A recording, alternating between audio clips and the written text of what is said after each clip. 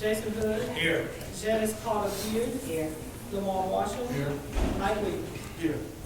Item number one, an ordinance to amend ordinance number 14-5364 CS, provide for site conditions. Josh Taylor. This is addressing unsafe conditions on houses, making sure they're watertight, in operable order. It's basically the exterior of the house. What about like socket falling down, garage doors, not in working order, or not repaired? It has to be enclosed. Yeah, it would have to be enclosed. So there's one. Garage doors, no, they're not going to be in working order. If they're closed, they're closed. It doesn't have to rain or go out, they can. So that's no water intrusion. This is just, yes, it's basically just sure that it's a safe place to live. So, question, I'm sorry, Mayor. When we condemn properties, it have to be to a certain amount in disrepair. How's this going to? This is a bit more extensive than 90% damaged. This is allowing for if your siding is falling off and water is allowed to seep in through the exterior, then we have something to go on there. If your roof has holes in it and it's going to allow water to come in, then we can come in and say something. Enforce that. So a particular property on Martin, you're probably familiar with, the south, that's Rodney, facial door, this Yes. garage door, plus the door is closed. No, it's going to have, if it's rotting, allowing any moisture, we're going to be able to do something, yes. I mean, and you can see there's a list of, if you go to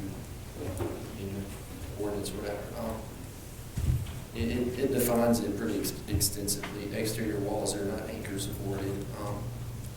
Let's see, plumb and free of holes, cracks, or breaks, and loose or rotting material. It kind of encompasses that. So.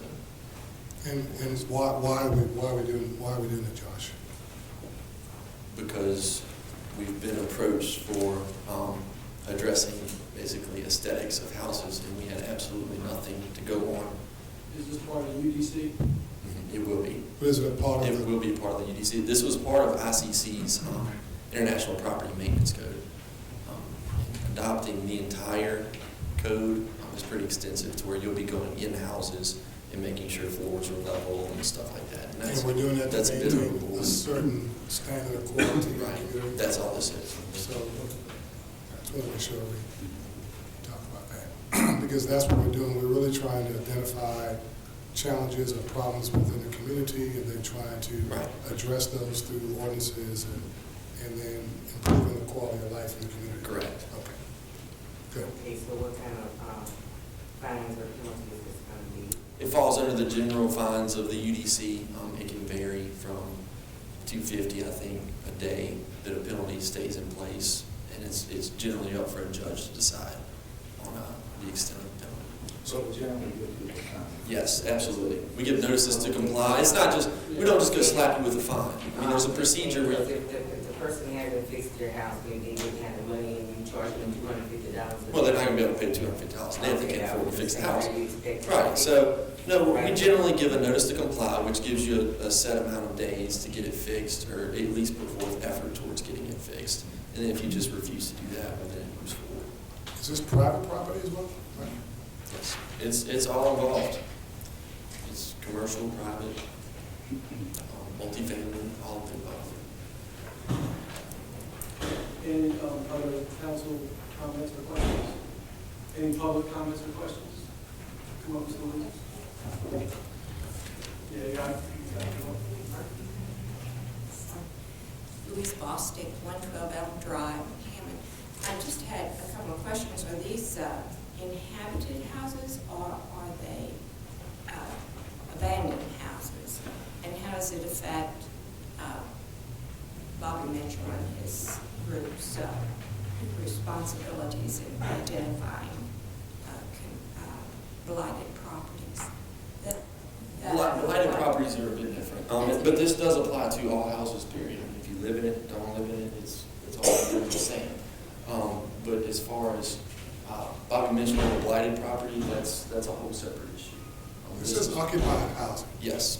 This is Occupied, occupied. unoccupied, this is all the above. But Right. rather than allowing having something that sits there until it gets to 90%, you know, before we can demo or do anything to it, it allows a little proactive.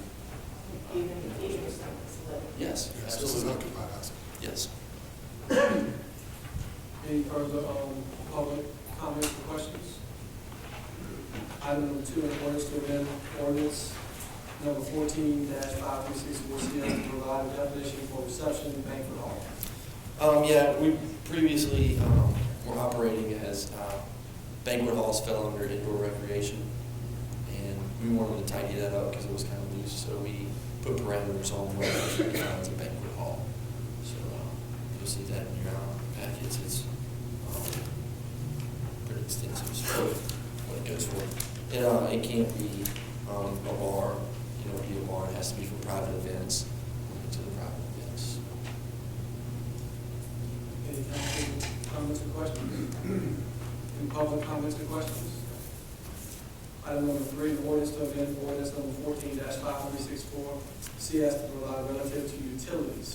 This is simply one sentence that in the EDC that was a bit vague on multimeters on a single-family residency, and we just eliminated the phrase that was vague as far as if a multimeter was allowed. So there are other areas that specifically say it's not allowed, but this one sentence left it open for some gray areas, so the planning commission just wanted to eliminate it.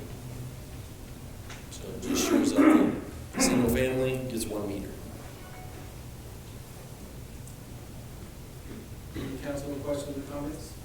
You say single family is 1 meter, so if I have a shed and I want a separate light on there, No separate meter if it's a single family zoning, and that's been that way for quite a while. And what we encourage people to do is just run a line to a shed Yes. from the house meter. Yes. Any further comments from the council? Further comments or questions? Number 4, an ordinance to amend ordinance number 14-5364 CS to provide relative to zoning districts. Now that we've defined banquet hall, we actually specified the zoning to lower it in, and it was our mixed use, our commercial, and the light industrial. One of the planning commissioners liked it, light industrial. Then we added in zoning districts. We added cemeteries and memorial gardens for RS11, RS8, RS5, RS3, RS11A, RMs, all the MXNs, or all the MXs in the commercial districts also. We revised mobile homes. Mobile home and manufactured home are the same thing, but they're defined differently by year. And so we just made it where we were speaking of the same thing. I mean, we knew what we were talking about when we said mobile home.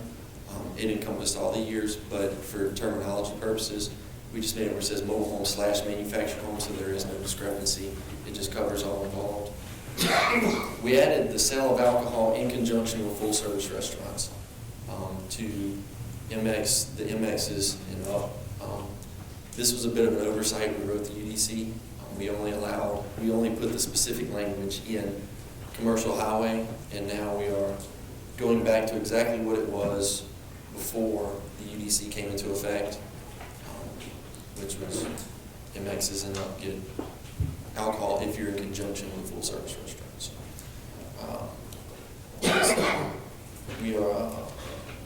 We added rentals to all vehicle sales. Hertz came in and wanted to do a rental place, but nowhere actually specified vehicle rentals. And so they were kind of uncomfortable with just going forward as vehicle sales because they don't fall into vehicle sales, so they wanted clearly defined vehicle rentals, so we what we do with vehicle sales and stuff like that. And then we updated our allowed use table. It had some discrepancies in it, so we just updated it, clarified it. It matches what our zoning say. And our last thing we do, in CN, it was an oversight also. It was actually my fault. I accidentally deleted it. CN, we added a lot width, and the Planning Commission went into extensive discussions on lot widths and the minimum there, and they fell on 65 feet. So that's all for that. Any council comments or questions?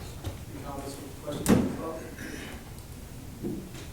Number 5, an ordinance to amend ordinance number 14-5364 CS to provide relative to communication towers. We just added back in the old verbiage for communication towers that we've had for quite a while in the city of Hammond. So this is our old ordinance, just copied back over. Questions or comments from the council? Public comments? Communication comments? Number 6, an ordinance prohibiting smoking in workplaces and public places in the city of Hammond, providing for related matters. Councilman Marshall, before you start, I just want to, I know there are a lot of people to speak on this item, and my intention is to let everyone speak. I'm going to limit their time to 3 minutes.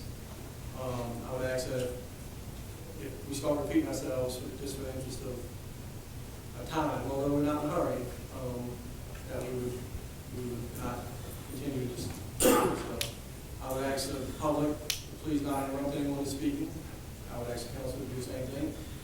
If there are questions from the public for that particular speaker, you need to come up, state your name and address for the record, and ask that question if the council members, same thing. Questions, we'll show respect and that person will be finished. I would ask those who want to speak against the ban, and let them sort of kind of speak first, and we'll go to the other side. So those who want to speak against the proposed ban, now will be your time to come up and speak on this issue. Please state your name and address for the record. Good evening, Council. My name is Justin Crossy. I reside at 207 Wildwood Drive. I'm here to, one, thank you for allowing me the opportunity to express my opposition to the issue of this smoking ban. In full disclosure, I am not a smoker. I do smoke the occasional cigar. I am not a frequenter of bars, but I do go to the bars occasionally. I firmly believe that it is not the responsibility of the City Council to dictate to private business owners what the smoking policy of their business is. If you don't want to drink in a bar that allows smoking, don't go into a bar that allows smoking. If you don't want to work in a bar that allows smoking, don't apply for a job at a bar that allows smoking. It's simple freedom of choice type issues. Please don't let the bar owners use the City Council to put in place a ban that they as owners could do themselves. If you're the bar owner and you don't want smoking in your bar, then say, I don't want smoking in my bar. But don't come to you, the City Council, and ask y'all to do their dirty work for them. I've read a couple of reports where there's some bar owners that say, well, I want to go smoke free, but I'm scared of losing the business. Where is it written that it's the City Council's job to level that playing field? I just don't see it. Again, I just don't think that that is the job of City Council. I do have a couple of questions. Who would enforce the ban? What would the penalties for the violation? Who would the penalties go to? Would it go to the bar owner, the manager on duty that evening? Would it go to the bar staff? Would it go to the individual that was smoking? I mean, those are all the questions. What is the penalty for it? Is it a ticket? Appear before city court? If the council is going to involve itself in the safety and health of the citizens of this city, it's my opinion that the issue of crime is far more important than where a person can or can't smoke and what legal activities can or cannot take place within a private business. Mr. Williams, you've been my councilman ever since I moved to Hammond. You've done a fantastic job as my councilman. And as my councilman and as my representative before the city, I am asking you not to support this ban. Allow the free market to decide what takes place within a private business. I thank you for your time.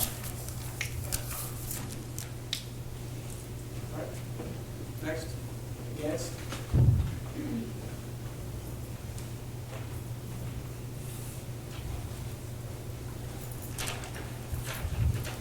Good evening. My name is Nick Olivia, 17396 Highway 190 East. I'd like for you to just think back of your growing up when you were small, and your parents were talking about things. Government was the last thing they talked about. Occasionally, when it was time for a presidential election, when it was time for a representative or a senator, they may say something about it, they may not. But here we are talking about the rights of individual owners of a bar, what they can and can't do. Now, you know what? That's putting your foot on their business operations. You cannot and you should not dictate what a person can do with their own private business. What is going to be next? Are you going to say, like they did in New York, you can't have a 44-ounce drink? Or are you going to say that I don't want anybody selling a particular item in town? I think you really need to step back and think about this. That the only thing you really should be dealing with, police, fire, streets, sewer, and water. Everything else is irrelevant. You need to just think about that and to please leave the American citizen to come up with his own ideas of where he wants to go, what he wants to do with a legal substance. If you don't think it should be legal, then maybe you should think about making it illegal. But I don't think anybody wants to do that because you're enjoying the tax benefits of being purchased. So I am against it. I'm not a smoker. My dad died from smoking, but it was his individual right to do what he wanted. And he was a World War II veteran, and he fought for that right. And I think somewhere along the line here, y'all need to step back and look at that, and please vote against this ordinance. I have a couple of questions for you. Yes. That's one question. Nick, you own a business in Hammond? I do. Are you aware that in 2006 that the state of Louisiana passed a law that prohibited smoking in the workplace? They have passed laws. I don't allow it in my place, but that's my right to do it. I'm asking the question, do you realize that in 2006 that the state of Louisiana passed a law that prohibited smoking in the workplace? So then why are you even trying to pass a law here if the state of Louisiana already did it? So that passed in 2006. Okay. There were over, if we took a guess, a number, a hypothetical number, there would be close to 98% of the workplace is by law in the state of Louisiana smoke-free, has to be smoke-free by law. So we currently have those laws in our state, and I think that the intent of this ordinance is to address all occupations and not eliminate any occupations from the law that was passed in 2006, which the cities are given that authority by the state to do that. Well, And the second question I have for you, so, and I just want to ask your opinion on this, because this came up at, I think it was ordinance number 1 that was just read, where we talked about restrictions on property and how property should be maintained. And we just had a full discussion about that in the first, I think it's ordinance number 1 tonight, which requires that a homeowner maintain their house to a certain standard based on what we perceive as a community to be a home that would pass or allow us to have a certain quality of life. Does that bother you at all? yes, it does. Did you make a comment on that one? I'm but familiar with the ordinance, so Just I'm not going curious. to come up and talk about something I'm not familiar I was with. just curious. Okay, thank you. Yes, sir. Any other questions from Nick? Thank you, Nick.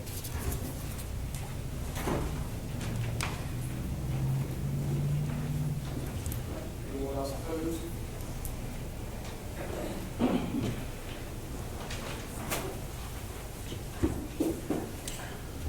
Thank you to the council for allowing me to speak. Trey, give us your full name and address. My name is Trey Tantillo, 19379 Cayman Drive. I represent the 3 charitable gaming establishments in Hammond. I got to start by saying that the economic impact of a smoking ban in Hammond has been completely ignored. There are 18 charitable organizations currently operating between 3 bingo halls in Hammond. Studies are showing that the gaming industry is looking at a 20 to 30% loss of revenue in areas where the smoking bans have been legislated. Industry leaders are warning us that these numbers may go even higher. The results will be fatal to our local charities and local businesses. Based on the revenue over the past 3 years, local nonprofits stand to lose between $400,000 and $600,000 in revenue if the ban is enacted. These are charities that have seen significant drop in assistance from the state, and now they're seeing it from the local level. The numbers don't lie. The city of Hammond stands to lose between $150,000 and $250,000 in tax revenue if this is passed. A direct result of that loss is cutting funding to the Children's Discovery Center, just blocks from where I stand. Without an economic impact study, I don't see how you can even think of moving forward with a smoking ban. The only establishments where smoking is allowed right now are 18 and older businesses. And I remind you that all 3 charitable gaming establishments in Hammond, all 3, are 50% non-smoking. As far as this being a workplace safety issue, my coworkers and charity workers do not support a smoking ban. They're here tonight, and they're not in support of it. So several questions have been raised. Where do the smokers go? If they're not in a ballroom or a gaming establishment smoking, where are they supposed to go? What makes up for the loss in revenue to the charities? And where does the city go to make up for its lost taxes? And who will enforce the smoking ban?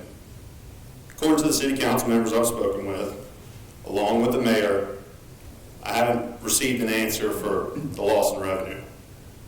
The ban specifies no smoking within 5 feet of business's entrance. Is that correct? Yes, that is correct. So, you ask that they smoke on the sidewalk and smoking huddles out on public air. As far as enforcing the ban, Hammond City Police are overwhelmed. According to an FBI uniform crime report, Hammond is one of the most dangerous cities in Louisiana. I don't think our police have time to go around and enforce a smoking ban as it is. So it's very clear that the effects of the ban have not been fully thought out. The numbers are real, they're not out of thin air, and I urge you to strongly consider the ramifications that come with a ban such as this. I ask you to please consider the impact on our local businesses. Some of these businesses, they've been in operation for more than 50 years.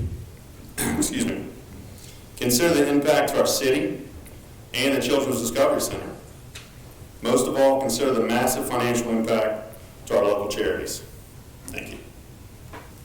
Let me ask a couple of questions. Sure. I think that in the ordinance, I'm sure that we're going to have some people who are going to speak tonight in support of the ordinance that might give you the rest of the details. But the enforcement, to answer your question about the enforcement, the establishment owner will be required to enforce the ordinance.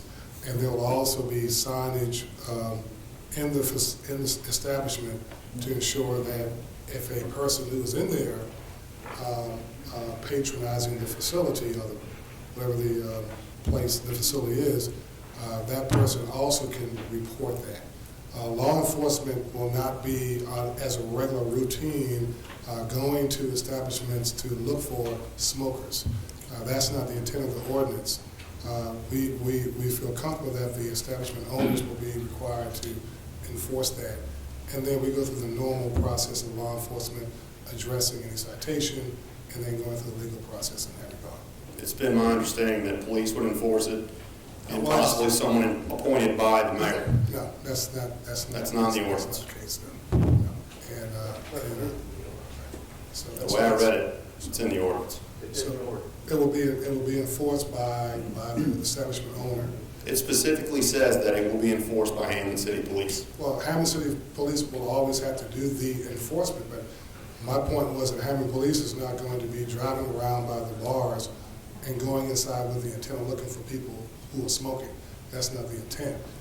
They would have to be, they'd either be there for, maybe if they're there because they're addressing underage drinking and they come upon that a person is smoking, then they would obviously have to enforce it. But they're not going to just go to your establishment on any given night just to see if people are smoking. That's not the intent. The way I read the ordinance, that's what it says. Yeah, I'm clarifying it for you. I do believe the way I understand government to work is once we enact an ordinance, it is the administration's discretion and responsibility to address that law. So I don't think, Councilman Marshall, you're giving the correct information because you can't say who's going to enforce it and how it is going to be enforced because that falls under the administration's discretion and you're not the administration. So I think you were given a little bit of incorrect information, and that's all I wanted to say. I don't want to get into debate about it, but I don't.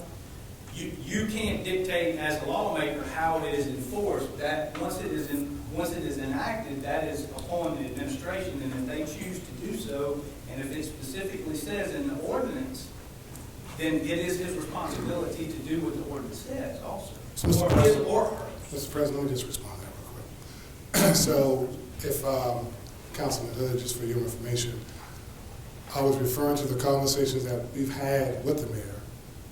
The mayor participated in our sessions when we drafted the ordinance, and that was a conversation that we had. So I am going off of my conversation I had with the team that sat down and wrote, because that same question came up. Because, you made the point that it wasn't thought out. The point I was trying to make to you, Trey, was that it was thought out because that same question came up. How is it going to be enforced? So as a member of that committee, that's the instructions that we were given. So that would be my expectation for enforcement of the ordinance. Well, as far as the ordinance that's in front of us tonight, it specifically states Hammond City Police. I think if I can make a comment, I think that if the ordinance passes, just like in restaurants, you can't smoke in restaurants. You hardly ever see it. I anticipate that if it passes, that once signs are put up in bars and say, hey, you can't smoke here, I think that it's, I think there are bigger issues. I understand where you're coming from, but I think it's going to be, if it's your business and you say, hey, you can't smoke here, I think the majority of people would say, hey, I forgot. And that was the point I was making. Yeah, so, but anyway. And some of the other points you said were valid and some were close, not close. Revenue can be anywhere from $600,000 to $700,000 a year to the city. The Children's Museum can be anywhere from $125,000 to $170,000 a year from this. So to bring up the museum is a whole other topic. We'll discuss it another time. But as far as the ordinances that we talked about at the meetings with the group about non-smoking, it was going to be 5 feet from buildings. We weren't going to push people out 25 feet away from buildings, and that's what we talked about there. There is an ordinance that says that you can't smoke in open parks. I'm not enforcing that. I feel like it's in the open space, it's in the open space. Inside buildings is another story. So that being said, there are a few things that are at bay as far as people and their concerns. What people want to do. I've been in the bar and restaurant business for 28 years. I don't smoke. But I've been in it. It's my choice to do it and be there. Do I agree with it? It's a personal issue. Do I agree with some of the things that people are saying here? Sure. Is it a healthy thing? I'm sure we'll have people get up to speed about that. Any further questions? Thank you very much. Anyone else want to speak in opposition?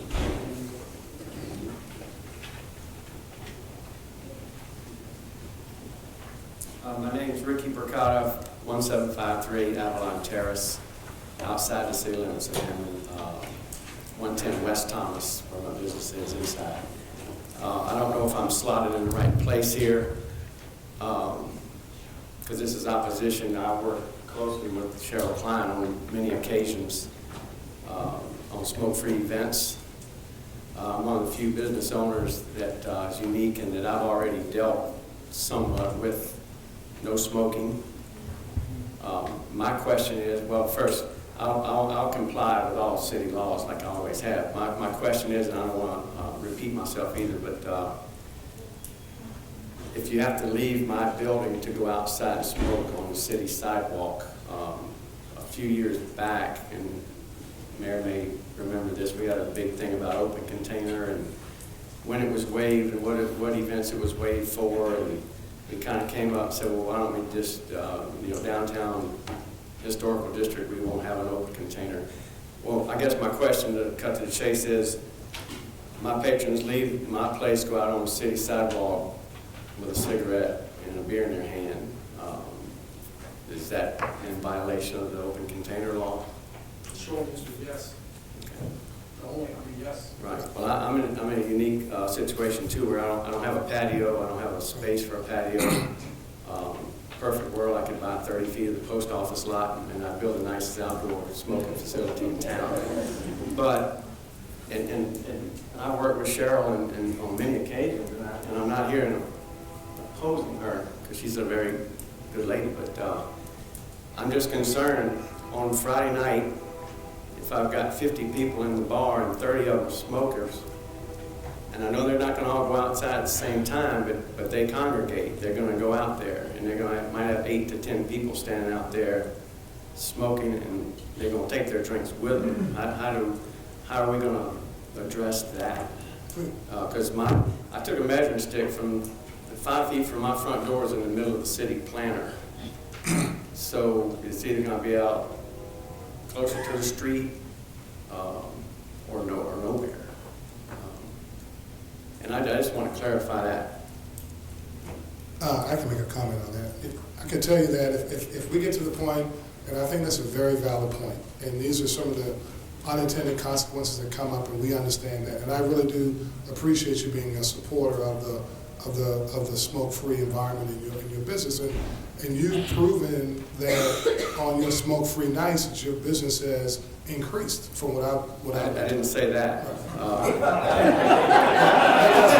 That's putting words in your mouth. I mean, but you've had people there. You've had people to come that would normally not come to your bar. Is that correct? On occasion. Okay, so then I have, on the other hand of that, I have people that don't come on Wednesday because there's no smoking. But I made that decision. I went out on that limb, going into our second year with this, I think, and it was my choice as a businessman. It wasn't mandated to me. Right. So I will comply, but I'm just saying, I'm just concerned about how it's going to be handled on any given Friday night. Well, as a councilman, I could say, I'll speak out in public, if we had to address that by doing some type of amendment that would allow bars, our establishments to have, serve alcohol outside of their area, we do that now. You can go to Topola, you can go to a restaurant where they have seating outside, and you'll see people out there having a drink. So I think we have to look at that logically and where it makes sense. And make sure that we don't, further impede the fact that you want to have a smoker who wants to smoke outside in a free air place where we're not dealing with secondhand smoke. And we have to be logical about that. And I will tell you now that I would be willing to support that to make that work. Okay. So I can put tables. So we would have to address that, and we can do that as quickly as possible. That was something that we have to put do. tables on the sidewalk for people to sit. We're doing that now at restaurants. We have restaurants that are doing that. We have bars that do that right now. We have bars that are doing that right now. You have the sidewalk, Right. top block, and there addresses the sidewalk. Next door there is tables. Yeah, and it's very crowded there when everybody from that restaurant goes out to smoke. You can't even walk down the sidewalk. Walk through it, so. I'm just clarifying. I think we can work on that. I'm gonna be right in the middle of that. I'm gonna be right in the middle of that. I think that we can work on that, and we can make good decisions on that. I think it would be obviously the whole goal from the ordinance, which I'm sure we're going to talk about here a little bit more, is the fact that the enclosed areas, the fact that we all know that secondhand smoke is toxic. It's not what we want to have in a community. And so we need to obviously support you in that area, and I'll be willing to support that. I'll be willing to work on a draft ordinance that would work to make that happen. So I think we can do that. Because I'd hate for people to start getting open container citations because what they do, they're going to go out. I'm not to go along with it, but I just think I'm a drinker. I love that. I drink a beer. I love to have a beer. I love to go to a restaurant and have a beer. I think that what we talked about with the open container is when that came up a couple of years ago, it had more to do with just walking around the entire area drinking. I think that's what we look at as probably not wanting to do that. But I would, by all means, support if you're at a restaurant or you're at a bar, and you're going to go outside to have a smoke a cigarette, and that's your right to do. If you want to smoke a cigarette and you have a drink out front, I think we can make that work because we're adults and we can handle that in the right way. I don't think we want, or I wouldn't want to have people walking all through the historical district is. Well, that's not my intent. Right, right. But on certain occasions, when you waive that open We do container that for on certain waivers. events, Hot Dogs Night, starting November 9th, Art in April, And I support Blues and those. Barbecue, Policeman's Cook-Off. Holy Ghost Fair, Okay, right. we support Okay. those. All right, we're clear. I'm good. Thank you. Anyone else in opposition? I just want to say I agree with all the guys. Pat Lanier, 43244 Krause Drive, Hammond, Louisiana. I just want to say I agree with all these fellas that stepped up. And my thing is like, okay, we passed a law. You said 95% of the businesses are in compliance with that law.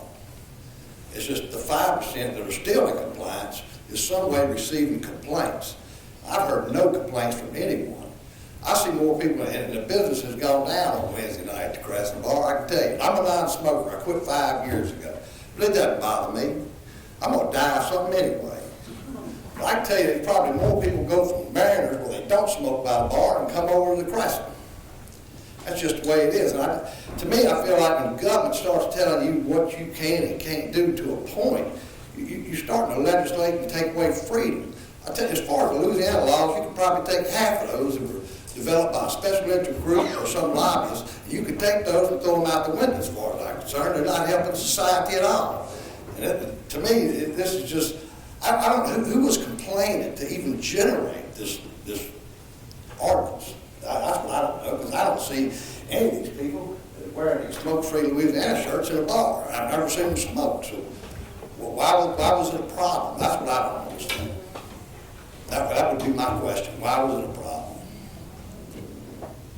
Well, we're gonna probably, if you stay for the rest of the meeting, you'll probably hear some of the reasons why we see this as an opportunity to improve the healthy air in Louisiana. And if I could, I'll just tell you this now, and I was going to make this comment before the other people come up and speak, but I'll just say this now. And I want to make sure you understand that we're not here tonight to ban smoking. We know that people smoke, and that's not our intent.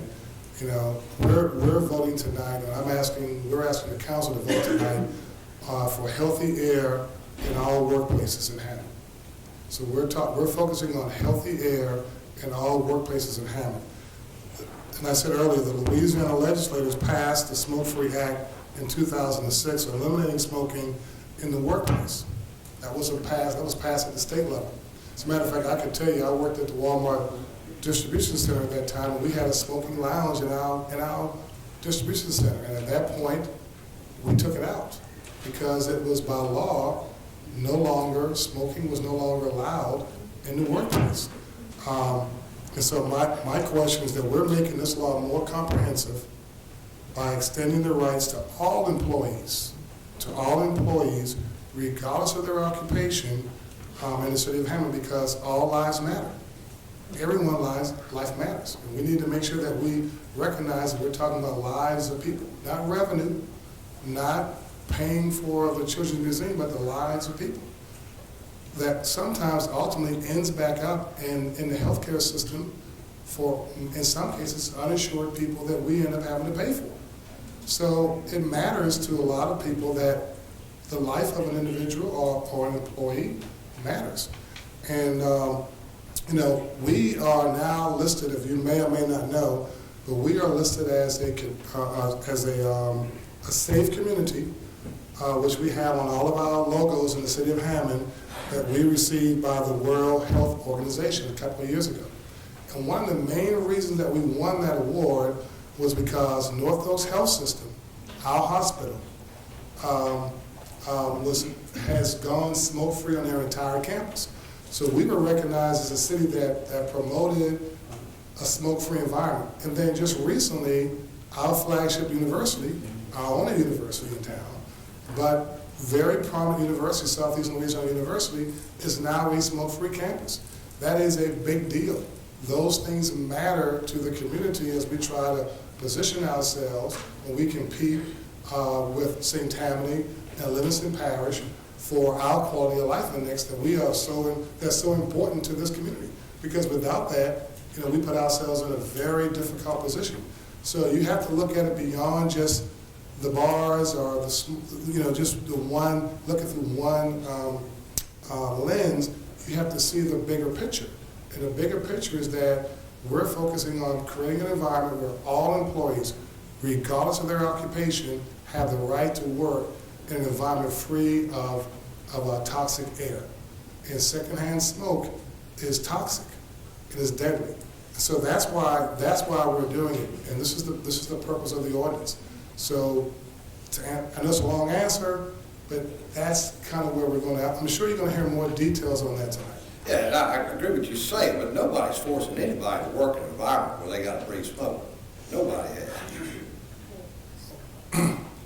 And we all have opinions. I think that the workforce, the workplace, is a place that by law now, and we're trying to emphasize this, or make it more comprehensive, where everybody, regardless of their occupation, can work in an environment that's free of toxic air.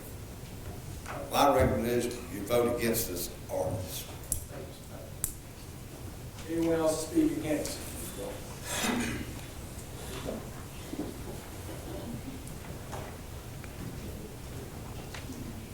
Toby Hinton, 612 South Orange Street, Hammond, Louisiana.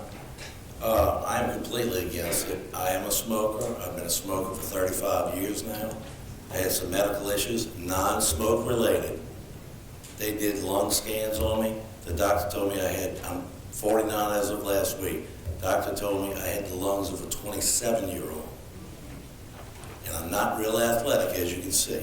I married a nice Italian woman, and she overfeeds me. But I'm just going to say a couple of things. We all make choices in life. You choose whether to text and drive, and that's illegal. You choose whether to run that red light, that yellow light, thinking you're going to make it. That's illegal. And you also choose to make a choice in life to defend our country.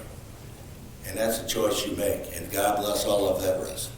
And it's just something that you should be able to make a choice with. It shouldn't be delegated by any authority. I think everyone in this room is somewhat religious. If you're not, you should be. It's between you and your morals and the man above. And I just want to say I'm completely against it, and I hope everybody here would vote against it also. I've known several of these people on this council for several years, been in civic organizations with them, and I just really think this is a choice you can make for yourself. Thank you.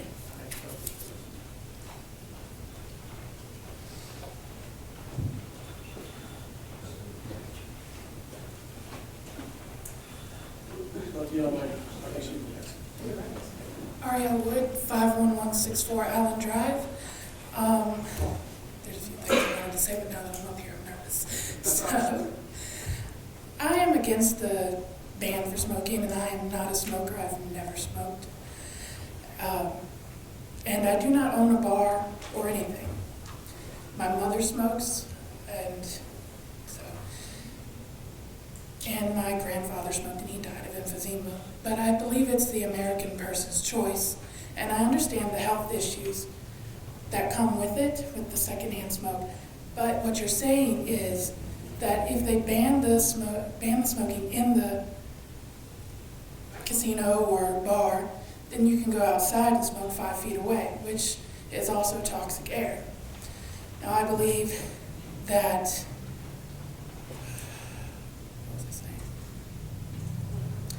if you want to ban the smoking, you should probably ban cigarettes, which are really bad for people. But you can't do that because of the taxes you get on it, and there'd probably be an increase in crime for people going through withdrawals.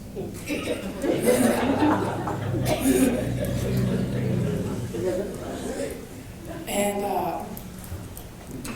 I believe it's the right of every American to choose whether they want to smoke or not, whether they make a healthy decision or not. And for people who don't smoke and don't want to be around it, then they shouldn't go to the bars that allow smoking. Now, another thing for the toxic air is you could enforce the bars and casinos to get smoking ventilation systems, which would ventilate the toxic air out. And that's all I wanted to say.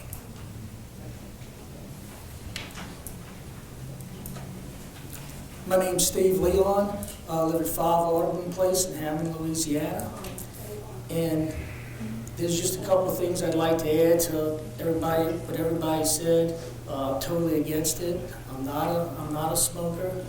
My biggest concern is the money that's going to these charities. I've been involved in service work for the entire time I've been in Hammond, which is nearly 40 years. Past president of Kiwanis, I'm a Rotary member, I've been on the board of hospice, and there's a lot of charities that will take a hit. It may not be a big hit, but they're going to take a hit. And let me tell you, trying to raise money right now is next to impossible. If anybody's out there trying to raise money for charities or supporting charities, and I don't care what your charity may be, but it is really hard to do. And every little bit helps. Every little bit helps. So where is this going to come from at a time when the government, Medicare, Medicaid, everybody else is cut back? So here we go again. Why? Where's that going to come from? Second point that I have is, all these businesses that we're talking about are mom and pop businesses. Many of them have been here nearly 100 years. Let them decide what their customers want or don't want. If this is such a big issue, they'll go out of business.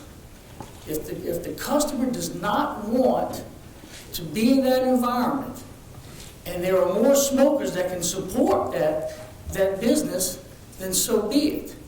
But why does the city council want to get involved in that? That's a business decision, and again, if these businesses want to do that and they can survive doing that, so be it. That's just I don't think that's the role and scope of the city council. Third point I'd like to make is, as we do this in the city of Hammond, many of these people, the customers of these businesses, they're going to run 15 minutes from here. They can sit in the bingo hall, they can have their cigarette, they can sit in the bar, have their drink and their cigarette. Now 15 minutes, we're not in New Orleans where you got to drive 30 minutes, fight the traffic to go do that. But we're going to penalize Hammond, we'll penalize the charities, we'll penalize a little bit of tax revenue, and chase everybody off 10, 15 minutes. I really don't understand that. But again, Mike, you're my councilman, and I stand before you and ask you to vote against this. Thank you. Ask him a question. What's your name again? Steve? Steve. I'm just curious. I'm just trying to make sure I understand and get a couple questions out. Yeah. How do you feel about the ban that we have at smoking at, let's say, a park? Like, for instance, if you go to Chapel Hill Park now and you want to smoke a cigarette, you could not do that. How does that resonate with you? At Chapel Hill Park, you have a number of kids from age 3 and up, babies. I haven't seen babies in bingo halls and casinos lately. What about the adults that are at the park? Should adults be allowed? Going off of your same premise, let me finish it because I listened to you. I'm just asking a question, a theoretical question. So going off of your same premise, that we shouldn't really dictate, the council shouldn't dictate where people smoke and where people don't smoke. What is the logic then in saying that an adult can't smoke in an open air arena or park? Because that's the current, whether you're around an adult or a kid or not, you can be anywhere on the park, and maybe let's say there are no kids there in your area, you just are not allowed to smoke. I think you misunderstood it. I didn't say the council couldn't dictate where you can't smoke. I'm telling the council they're dictating businesses. You're dictating businesses. You're not dictating smoking. You're mixing the two up. Don't mix the two up. These are customers. These are customers that are wanting to come to an establishment and have a cigarette. Okay? If I don't know any customers that go to Chapel Hill Park, that want to have a cigarette. They can have a cigarette anywhere they want while they're watching soccer or whatever. But these are businesses that primarily their customer is looking for that type of environment and that type of entertainment. I just asked a question. Okay. Anyone else opposed? Good.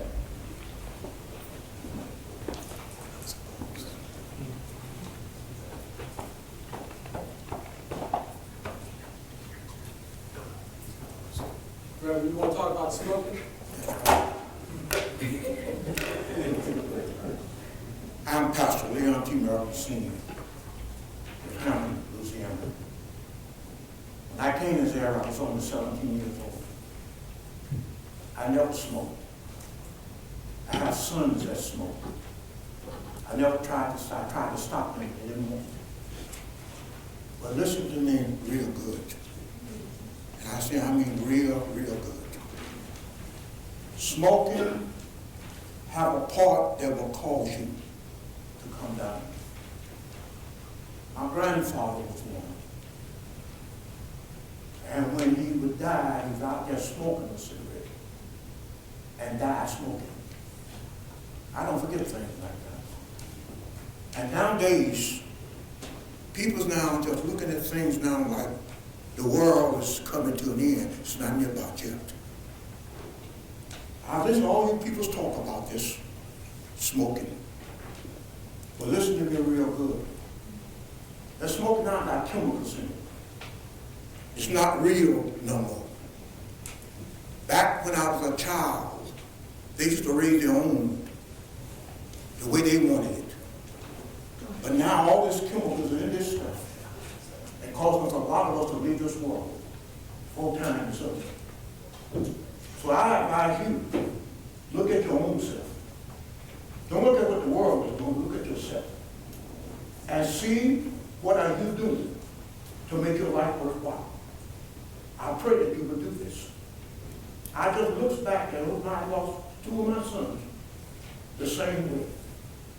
And please don't let it happen in you. It worries me to see our young people throwing themselves away, so I'm older people doing it also.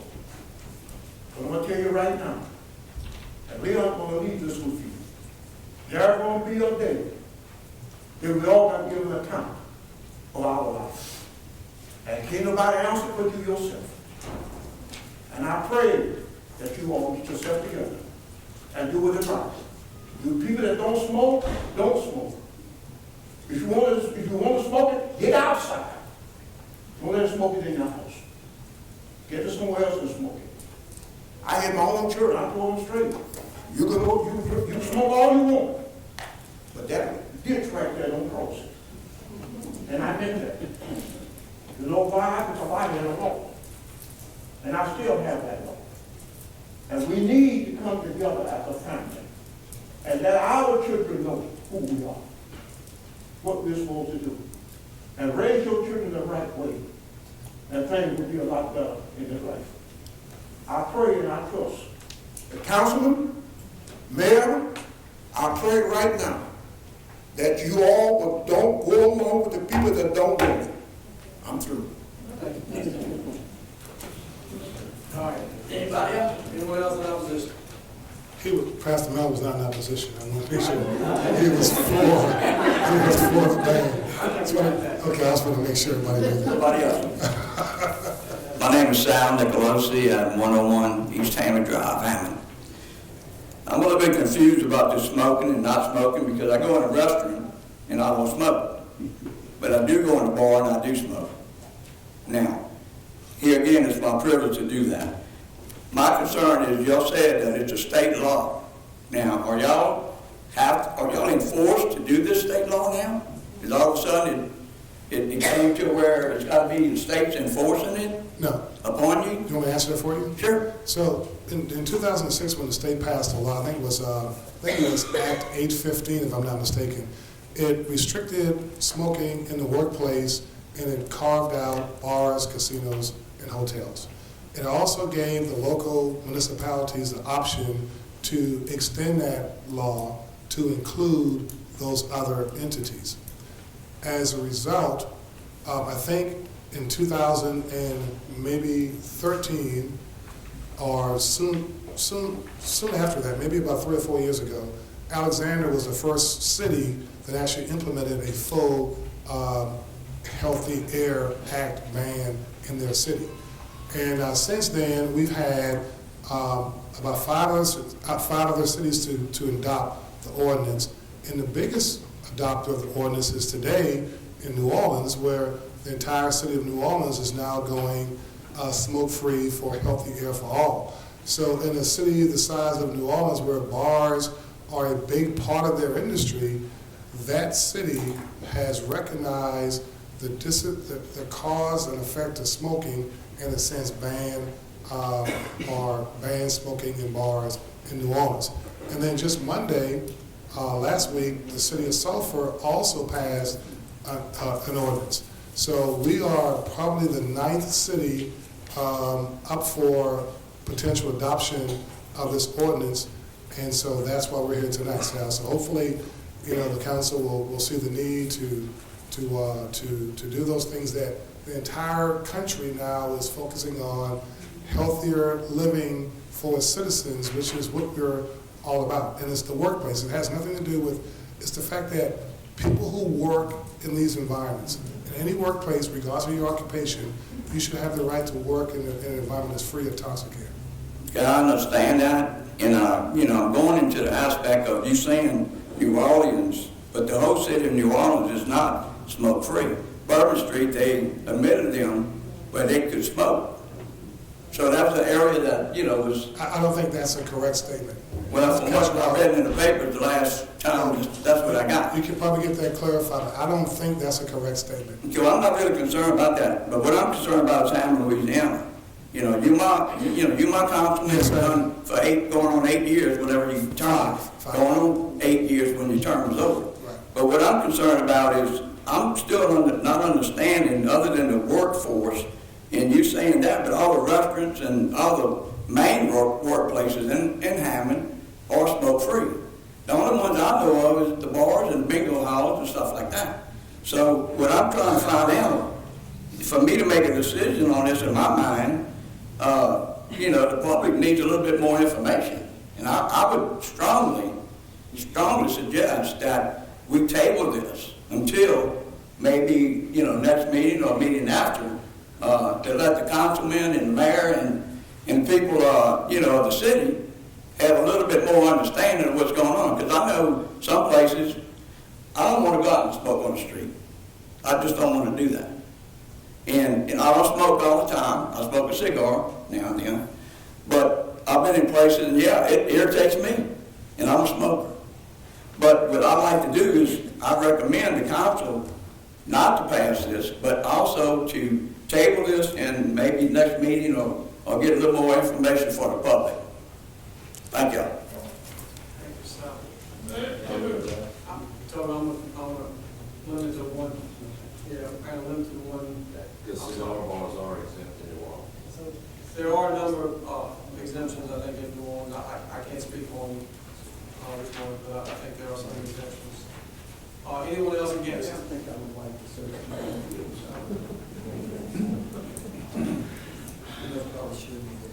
Anyway, Sal Tantillo, 611 North General Patton, Hammond, Louisiana. I'm here on behalf of the bingo halls, the bingo hall owners, the charities, et cetera, et cetera.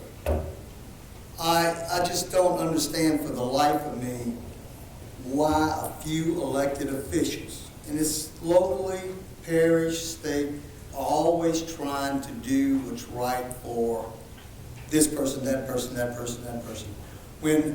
Just like when we had video poker in this parish, the public didn't want it, so they voted it out. We came up with bingo. We had video bingo and bingo for the charities. Good way for the charities to pick up 45% of the revenue. Good way for the city to get 20%.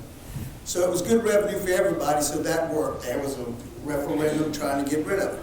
The people wanted it, so it stayed.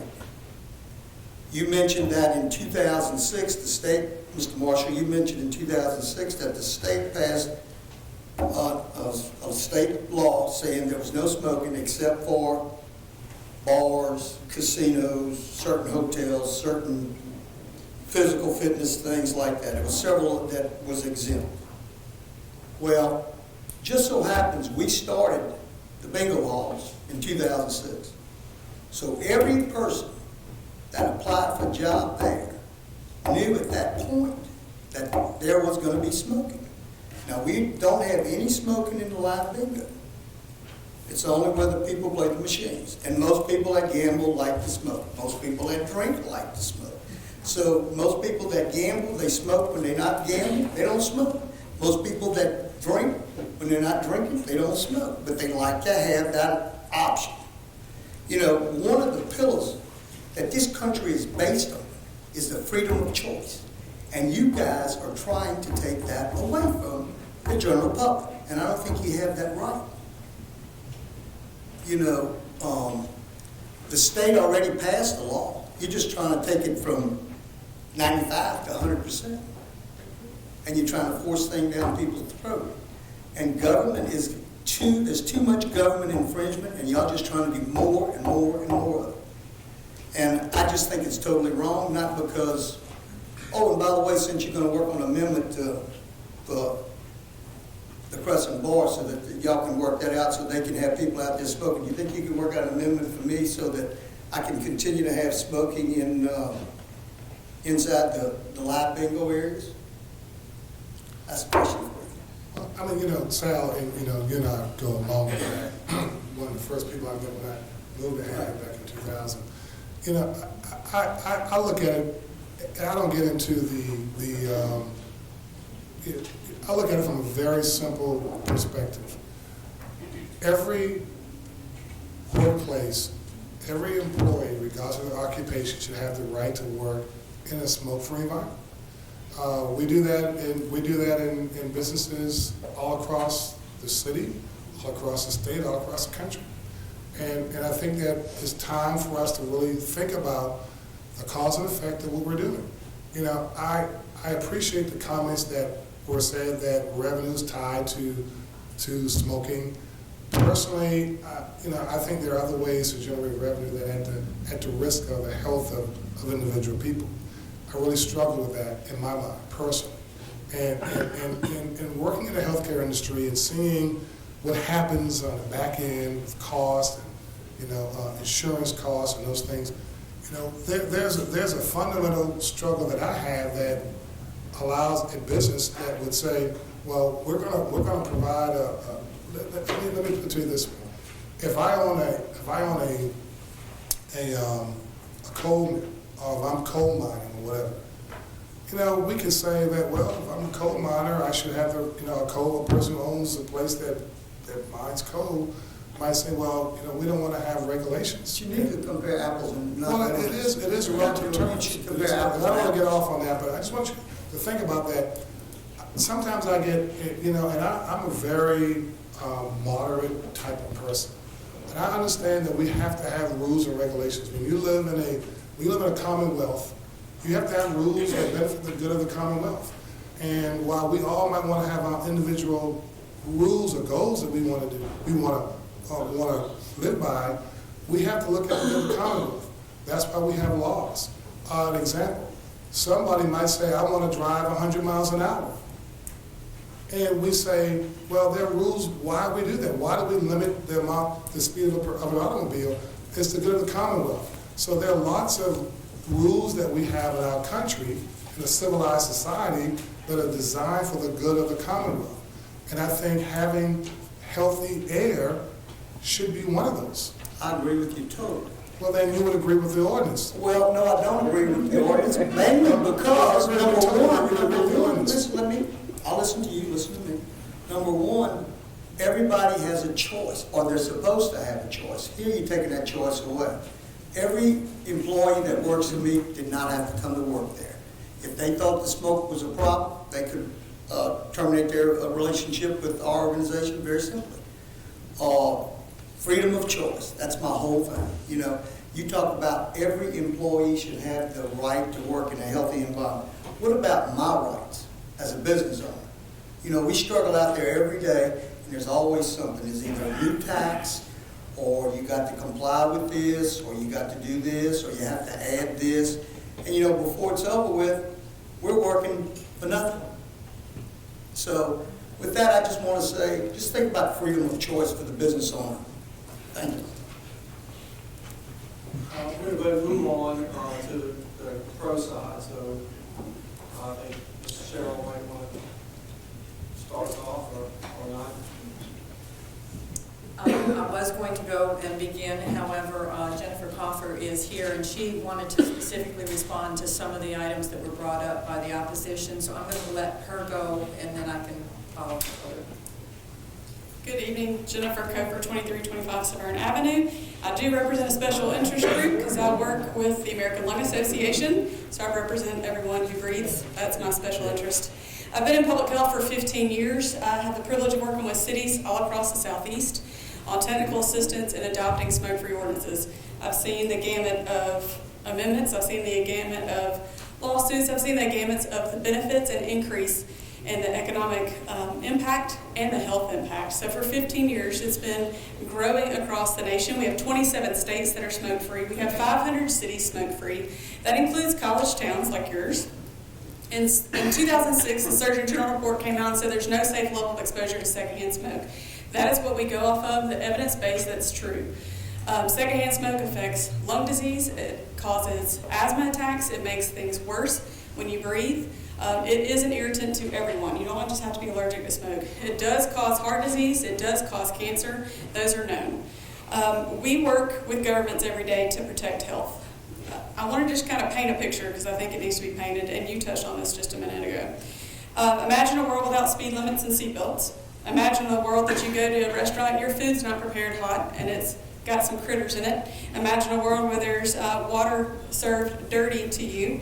That's government regulations. Government regulates businesses every day. You have code inspections that come in for safety of public with fire marshals that inspect the number of people that can be in a room. They make sure it's quality, the stairs upstairs that are sturdy, balconies that are a certain level. Government inspects businesses every day. This is the same thing, you're protecting health. There's over hundreds of cancer-causing poisons in secondhand smoke. They cause disease and death. Smoke-free laws protect the health of adults with lung disease, COPD, heart disease, and cancer. The air quality was studied here in Hammond in 2012. They were done in 10 bars and 2 gaming facilities and showed that 80% of bars had unhealthy air. What that means with air quality, if you know the EPA air quality for outdoor air, is that if it's hazardous outside, that means no one should step outside because the air is too hazardous to breathe in for anyone, not just someone with lung disease. The 80% of the bars that were studied with air quality air had hazardous air inside. That means our workers, our patrons, if you went there for a couple of hours, you were exposed to hazardous air. The gaming facilities that were air quality measured also had 100% of hazardous air. The air in Hammond's bars and casinos are hazardous to the health of its patrons and employees. We're going to talk about bingo. I work and live also in Mississippi where we have smoke-free casino called the Palace. The Palace has seen an increase in table games, an increase in workers, an increase in revenue because they went smoke-free. Yes, Biloxi has some other players at the table where you can go across the street. We just came out of New Orleans where Harris has to go smoke-free tonight at 12:01. So we're working, and the trends are from Delaware to Colorado to California, smoke-free gaming. Those are the trends, those are the norms. If you think about 25 years ago, you could smoke on an airplane. If you think about back in 20 years ago, you could smoke at Cracker Barrel. So we have worked and worked and worked to protect public health, from airplanes to restaurants to bars and casinos. Those are the trends, and that's public health. We, again, are here to protect workers. We're here to protect patrons. We want healthy air to breathe for everyone. Thank you.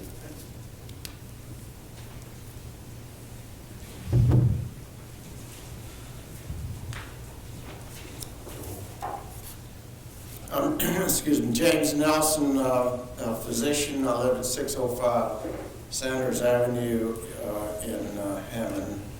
Mr. President, council members, Mr. Mayor. Several years ago, I was a skeptic when I began to read reports about the possible harmful effects of secondhand smoke, which incidentally has 2 categories. One called slipstream smoke is the smoke you see wafting off a lit cigarette, cigar, or pipe. The other is considered mainstream smoke, which is the smoke that a smoker exhales. I was a skeptic, believing that the poor soul who was the primary smoker, when they inhaled that smoke, the bad particles that we're all concerned about, unfortunately for that poor soul, is trapped in the mucus lining of their airway. But that turns out not to be the case. If you ask a smoker to exhale after inhaling cigarette smoke through a white handkerchief, which I have one here to demonstrate, you'll see a brown spot develop in that handkerchief. And it gives one pause to ask the question, what in the world is that? Well, I can tell you there are over 200 compounds contained in that little brown spot, 70 of which are considered to be cancer-causing agents. All of us, when we escape a smoke environment, go home and you smell it on your clothes, it's in your hair. Now that's smoke particles that are passively settled on you, and it only takes, as you know, 15 to 30 minutes before that becomes apparent. But think about this. In that environment, every time you inhale, you suck in those agents that I'm talking about. So what are the ill effects from that? There's an increase in the risk of developing cancer of the lung, 20 to 30% increased risk from secondhand smoke. When you inhale, now admittedly, that takes a few years of exposure to develop that risk, but it doesn't take but a very short period to develop the changes that occur in the vascular system. And those changes are when you inhale that secondary smoke, it irritates, causes an inflammatory reaction to the inside of the vessel. That causes the platelets, which are the cellular components of blood that are primarily responsible for blood clots. That causes them to become more sticky. So what does that mean, or what's the risk of that? All of us have some element of narrowing of their arteries as a result of atherosclerosis, hardening of the artery. Some are lucky to have less, some are unfortunate to have more, but I guarantee you everyone in this room sitting here has it. So when you smoke, you're subject to the risk of those platelets clumping together and going into that narrow portion of the artery, totally blocking it off, occluding it. Dr. Nelson, fairness everyone. Okay.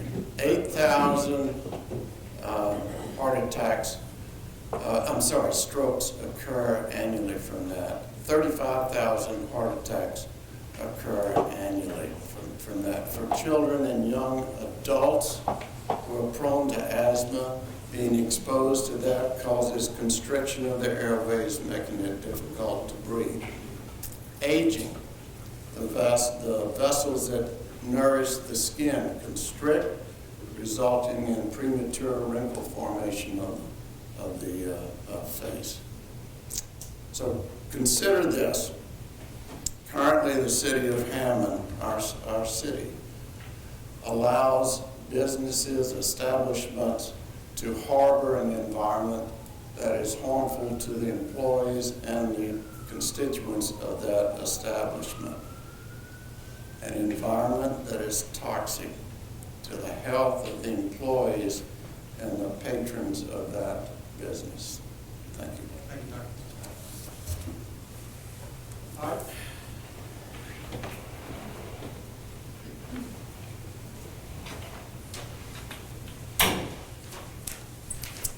My name's Dan Lambert, 116 North Cape Street. I'd like to thank the members of the council for allowing us to come up here and talk about this issue. It's pretty important. I own Kate Street Pub in downtown Hammond, and I've heard a lot of my peers speak up here. People I really respect, business owners that I know have been in business longer than I have. I've been in business now for 18 years in downtown Hammond, in a bar room, and it's my choice.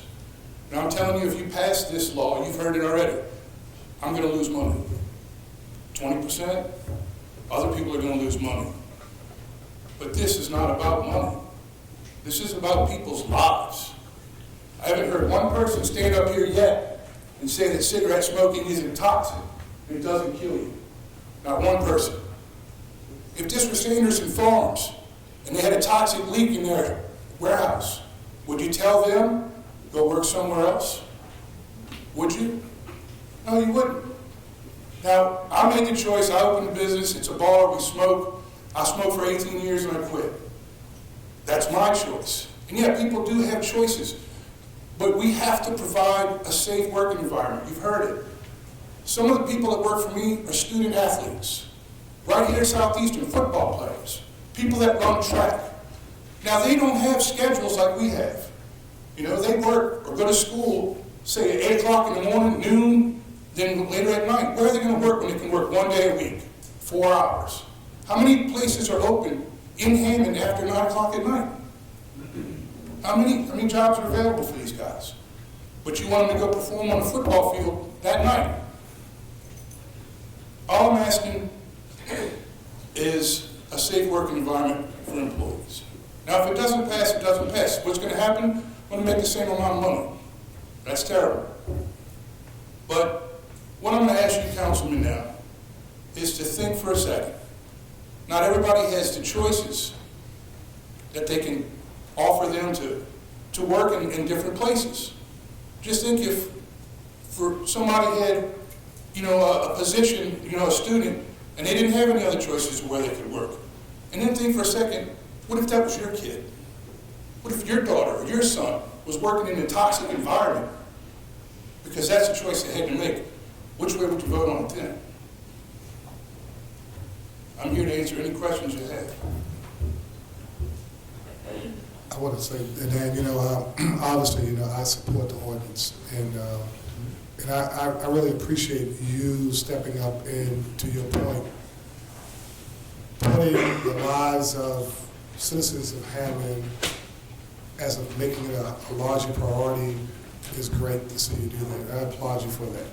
And I would hope that the council listened to what you said, especially when you're talking about what if that was your child having to work in that environment. Would you be happy if your child had to work in a toxic environment? Because it's not just about being smoking, it's toxic.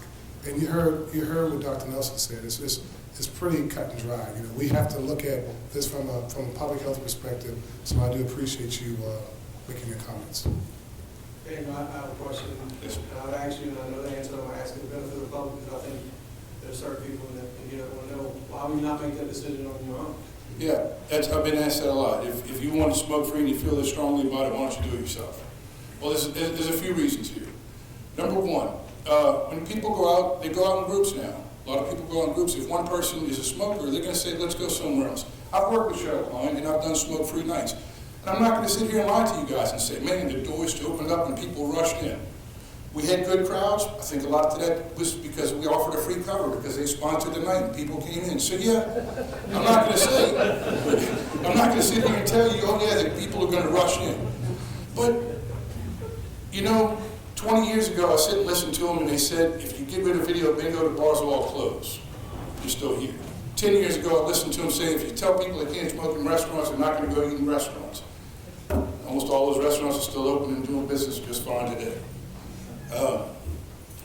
There's a lot of valid points why you guys shouldn't do this. I'm not going to sit here and pretend you're not. A lot of my colleagues have made great points. Charities are going to lose money. It's just my opinion, how I feel about it. And that's why I'm here today, is to tell you guys how I feel about it. Any questions, Dan? Thanks, Dan. Thank you.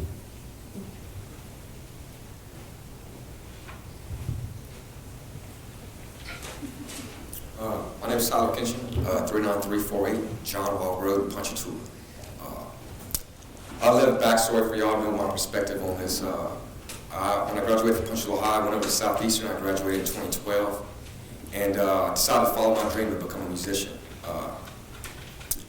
Being from South Tangipahoa, Hammond is the epicenter of the North Shore for education. It's definitely the spot to be if you want to make any money as a musician, really, on the North Shore too. There's any venues and people here.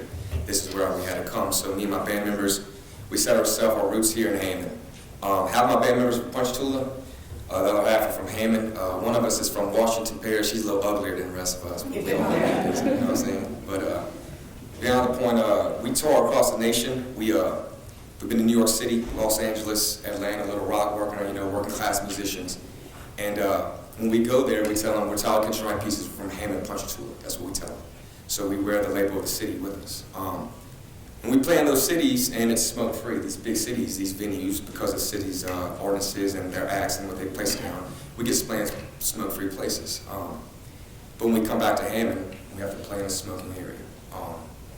Now, I understand that, you might say it's a musician, it kind of comes with the territory. You have to play where, in bars. You have to play in clubs, and that scene where smoking is allowed because they, benefit from it. But I'll tell you right now, we've all known about secondhand smoke. I don't understand how we need to regurgitate any of the information anymore. We know about it. It does affect people. I learned it in elementary school. I know y'all are older than me, but I hope y'all grab onto those facts too. And none of my band members or I are smokers, not at all. But we are musicians, and we are brothers, and we are sons, and we are nephews, and we are cousins, and we are grandsons. We hope to become fathers, and secondhand smoke is affecting us directly and hurting those things, okay? I just know that whenever we play, you see this long hair, I know that I'm getting secondhand smoke. When I come home, I can smell it. There's nothing I can do about it.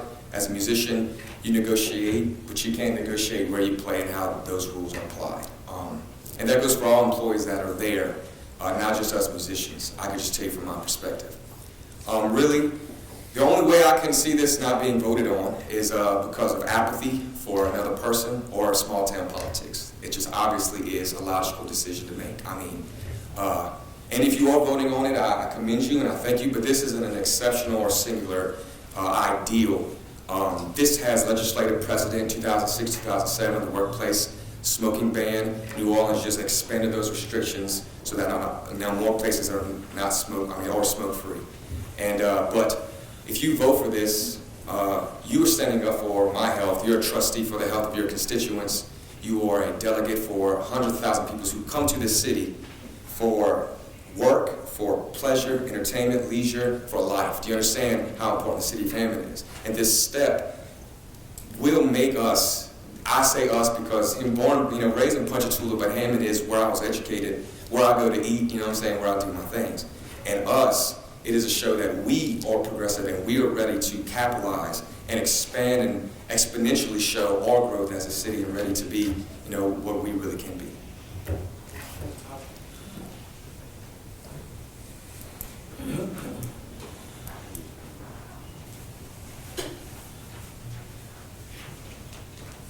Hello, my name is Christy Clark Martin. I live at 14 Mara Drive in Hammond, Louisiana.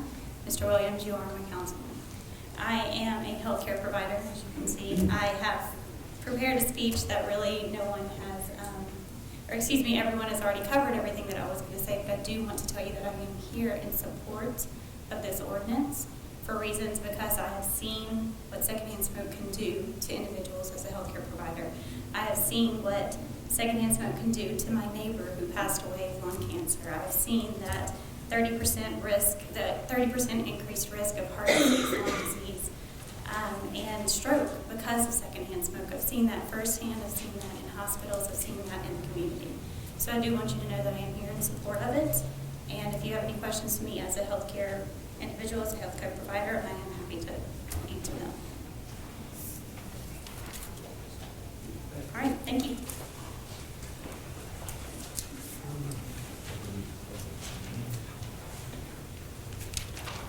Good evening. My name is Mason Decato. I stay at 124 Sherry Drive, and I'm a student at Southeastern and a manager and bartender at Kate Street Pub in Hammond. Like many of the people in this room, I'm no stranger to coming home from a night reeking of cigarette smoke. Obviously, things get damaged, the smell is irritating, but it's definitely not my main concern. We've heard the main concern many times today already. You have 7,000 chemicals floating in the air, 250 of them are proven to be harmful, and then 70 of them are directly linked to cancer. And it makes me ask myself, why am I not entitled to a safe work environment? Many people believe that if I don't think I work in a safe environment, I don't like where I work, that I should just go somewhere else. This was a choice I made, but there's already been a law passed to support this. It's my rights as a human being to be protected in the workplace, and it just makes me ask myself, why? Many people, and to the reason why I can't go work someplace else, as we all know, Southeastern is facing a lot of budget cuts in the past year, and so it makes it a lot more difficult to schedule classes. And so I'm taking my first class of the day at 8 a.m. and I'm taking my last class of the day at 6:30 p.m. With classes falling all in between, it makes it very difficult to have a day job. I chose this job because it worked around my school schedule, and I don't see why I should be forced to choose between my education, my health, and my way of providing for myself. Like Mr. Lambert said, I have four co-workers who all are student athletes. Do you really want them sitting in a bar the night before a big game when we know what is happening to their lungs and their overall well-being? And I just believe that we have a responsibility to take care of one another and our community, and that I hope when y'all make this decision, it's more based on protecting the people and less about the money. Without the people, we don't have a future. So just to wrap it up, I have to say I hope this decision y'all make moves us forward. It's not one that sets us back even further. We obviously all love this city, and I hope that we can continue to grow together. Thank you. Any questions?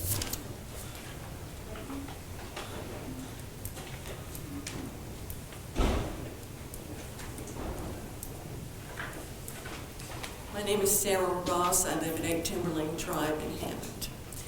And I thank you for the chance to speak to you tonight. I've grown up in South Louisiana. My parents were good, loving parents who smoked like chimneys. And they started smoking in the late 1920s, of the generation who knew nothing about the dangers of secondhand smoke or firsthand smoke, which they all paid for dearly. Father fought in World War II, came home. I was born a year later. I never knew a home without smoke. There were 5 children in the home. As I said, they never would have done this if they had known the damage they were causing. When my brother suffered from asthma for many, many years, we all suffered from bronchial infections, ear infections, and so forth. I never thought that it was from my home environment. None of us have smoked as adults. None of us. None of the siblings have smoked as adults. As an adult, I started teaching at Southeastern Louisiana University, and I taught there for 26 years in a smoking environment.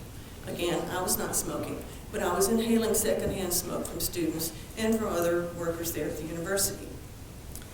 I retired in 2009, thinking I had a wonderful retirement ahead of me. 2010, I was diagnosed with lung cancer. I'm one of the lucky ones, because I had no idea until I started doing a little research for this presentation tonight that over 40,000 people in this country die every year as victims of secondhand smoke, from lung cancer and from heart disease. I and both of my brothers have been diagnosed with cancer. We've all had different issues with our hearts. And thank goodness, as I said before, we have been blessed to be the ones who have been able to get treatment for this. And I'm still here today. Now, I still have to go see MD Anderson once a year. I still have to go to my oncologist every 6 months. And as I said, finding out that over 40,000 people die in this country every year from secondhand smoke made me stop and think. And these are statistics from the AMA, from MD Anderson, and from the Center for Disease Control. I really feel sorry for the people who have to continue to deal with this as workers. Some other information I found from the CDC is that Yes, smoke exposure related to people's jobs has decreased in the past 20 years, but there are some groups that continue to have high levels of secondhand smoke exposure, and those include blue-collar workers, construction workers, and service workers in bars and in restaurants. And I'm here tonight to ask you please to vote in favor of this ban. Please make the intelligent choice. Make the choice that shows that you care about the health of people and not just the bottom line. Any questions? Thank you. Congratulations for still beating me.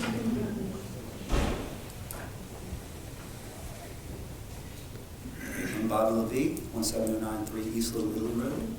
I've been a lifelong musician, played music in the 70s and all that, and the first places I came up playing were in clubs. And actually the first places I would have smoked would have been clubs. And it's almost like everybody talks about the kids and the charities, but we're kind of coming up, letting our kids just learn everything in clubs. And when you're in club smoking, you're going to smoke 3 or 4 times as much as you would any other time in life. Your friends aren't going to let you smoke in their car. The other friends aren't going to let you smoke in their house. They're going to make you go outside, just like you said. And that's the way it should be. It's kind of like an assault on me physically. I'm 52 now, and when I play a club that's smoky, and it's actually one of the favorite clubs I would want to play, I always look forward to playing someplace like K Street, but it's also a price you're going to pay. Although Daniel has made it so that when we play there, the smoking can start at midnight, so that we're not inundated from people smoking from 8 on. My whole band doesn't smoke. The entire group, there's 6 or 7 of us, and I don't even think that many young people coming up smoking as everybody wants you to believe. If you ask anybody what friends of yours smoke, they'll go like 1 out of 6 possible. But that other 70, 80% are the people that we have to deal with in these clubs breathing this smoke. And it's incredibly toxic. You'll spend 3 days just having to do sinus rinses and all this kind of stuff, being a singer, so that you could talk on Monday morning. And I think that's an assault, a personal assault. So it definitely needs to be banned from all places. It didn't hurt restaurants, like everyone said. It's not going to hurt bars. People want to go to bars to see bands, to drink. They're not going to bars to smoke, bottom line. No one's going to a bar to smoke. And I think we need to think about that. I kind of do the wedding things now. I do a lot of venues on the North Shore. They're non-smoking. You walk in there, you leave there fresh. You go to bed, you wake up the next day, your bed doesn't smell like smoke. And this is no offense to the bar owners here, because we love to play these clubs. We want to play them. It's very fulfilling to us to play in front of our fans, and there's nowhere else for them to see us. So I am fully for the smoking ban, and I've done shows with the Smoke Free Louisiana. I think it's time. If y'all can't stop it this year, it's no way to stop it next year. This is a progressive time in life for everyone. You can't make it to where I can't go in anywhere because it's not conducive to me just being there. So I think all this is going out of style. And it's kind of almost like the sins of our fathers that didn't know anything better about these environmental things that are going on right now. And now we're all paying the price. So, thank you for letting me speak. Any questions? Thank you. Thank you.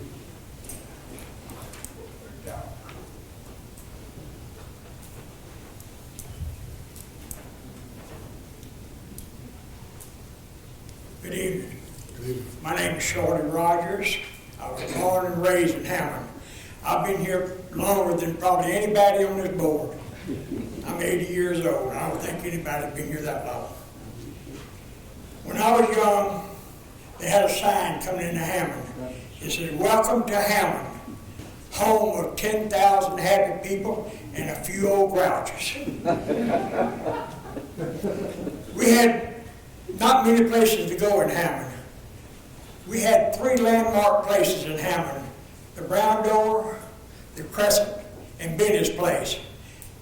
That's where everybody went. I don't smoke, I don't drink. I'm a Pentecostal. That's my religion. But I chose to go to the Brown Door, to the Crescent, and Benny's Place to visit my friends. I had a choice. If I didn't want to go, I didn't have to go there. The people smoked. There's a lot of people like me there that didn't smoke. A lot of my friends went there. They weren't smokers because that was a place to go. It wasn't many places to go. They have, those three places are landmark places in Hammond. They've been there for 100 years. You listen to me. They've been there for 100 years. They were there before television. They were there before telephones. That's how long they've been there. Now you mean to tell me some people will come in here and put those people out of business? I don't think so. They have been a vital part of this history of Hammond. I'm a businessman myself. 30 years ago I bought some property out west side of town. There wasn't many hotels. They only had 2 hotels, a Holiday Inn and a Ramada. The crossroads of Hammond, the I-12 and I-55, I thought, so, well, this is a good time to put a hotel. And I did. And I did real well for a few years. But guess what? They started building hotels in Hammond. Today, we got more hotels in Hammond than they got in Las Vegas. Do you hear me? They got hotels everywhere. I don't know how Hammond supports them. Try to be in business when you got that kind of competition. That's what I'm faced with.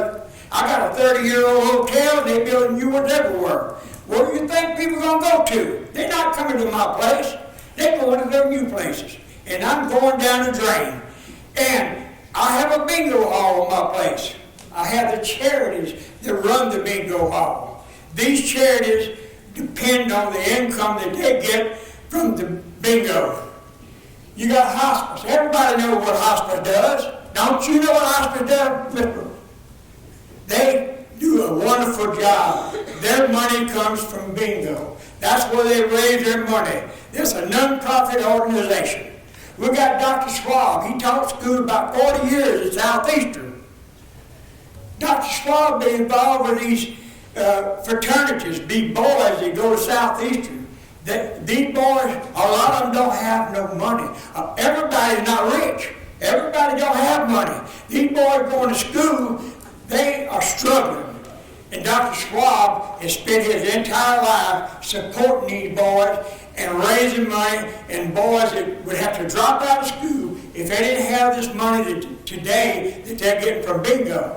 And they'd have to stop out of school and go to work. Now, how can you, sir? I'm sorry, in the interest of fairness. Sir? In the interest of fairness, can you make a point? I can't hear very good.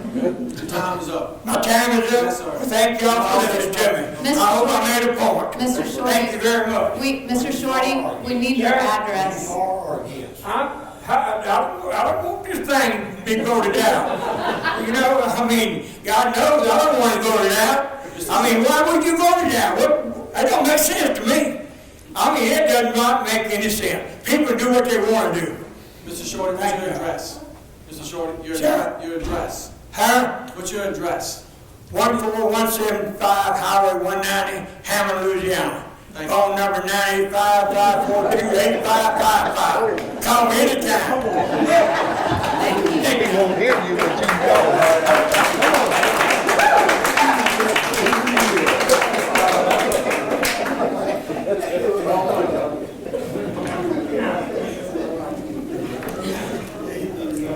That is one hell of an act to follow.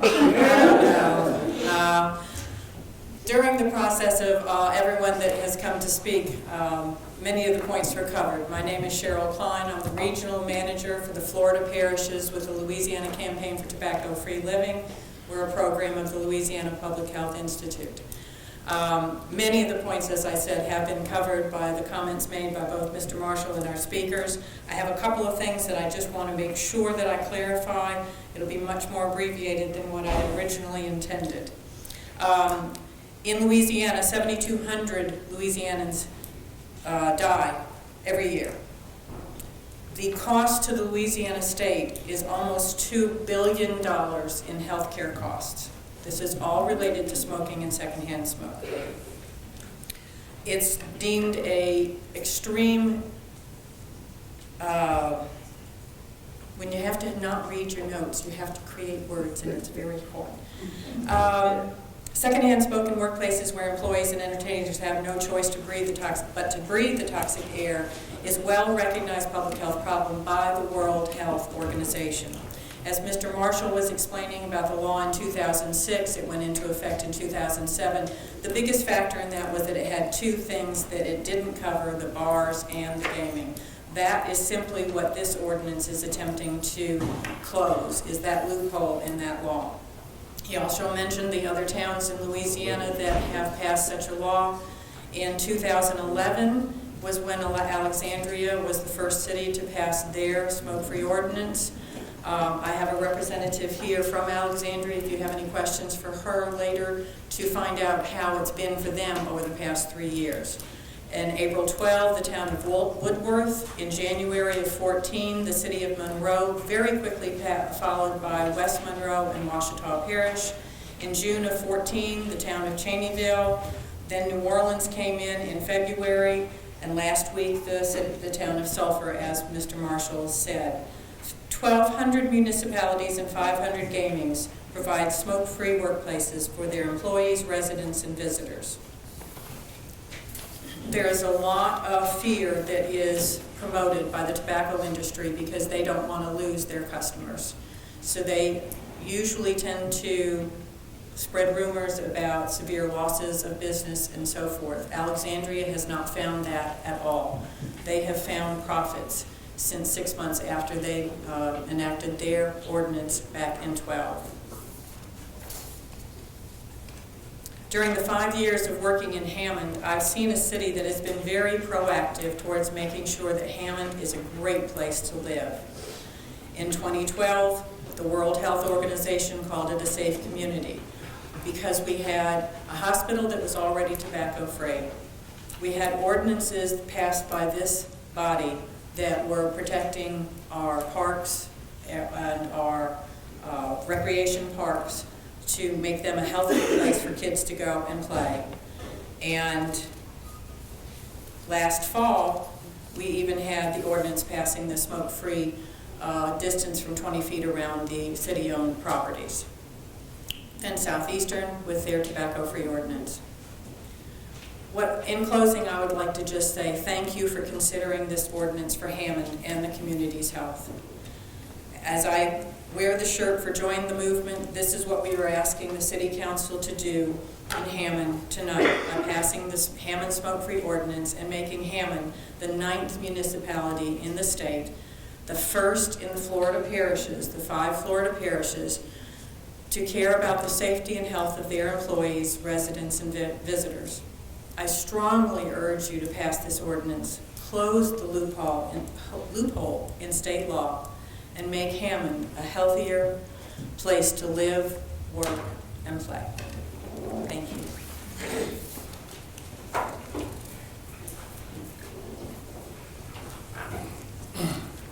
Good evening, everyone. I'm Tanya Moore. I'm the Associate Director with the Louisiana Campaign for Tobacco-Free Living, as well as the Healthier Air for All campaign. And I thank you for allowing us to come and speak. We've heard a lot of information here tonight. Most of our focus is on the dangers of tobacco use and eliminating secondhand smoke in indoor places, not necessarily outdoor, because we know it's the indoor places in which people are exposed to secondhand smoke. And as we talk about this issue, think about the 20,000 plus residents here in Hammond, and think about the status of where Hammond is today and where we are in the state. I know we've heard a lot about businesses, and we've heard the health side as well. But at the end of the day, this is a public health issue. And nobody really talked about the dollars. I know you heard a lot of 20% of the revenue loss. Where is that number coming from? That's not part of the studies, the research and science that we've conducted, because we are a Louisiana statewide based organization. This is actually the 9th municipality that has expressed interest in a smoke-free working environment. So we have definitely taken it upon ourselves to do research, to do studies, to do public opinion polls. And one of the things that we have found is that close to 79% of the people in Louisiana support smoke-free work environments. We also know that right now 23% of the people in Louisiana smoke. Why are we continuing to protect those who smoke and not worry about those who don't smoke? And I think if you start looking at figures and facts, it makes sense. So if someone's going to lose 20% of business because of their practice and employment practices, then what about those who don't smoke? And if they want to go out and have a great time in the bars, in the bingo halls, in casinos, or any other places that currently allow smoke? I think if you do the numbers, and we have several studies that we've conducted that show that when smoke-free ordinances go into effect, more people actually go out and patronize those places. With the Smoke-Free Air Act, I know a lot of people have talked about when the state went smoke-free. Well, guess what happened? We did an economic impact study on that.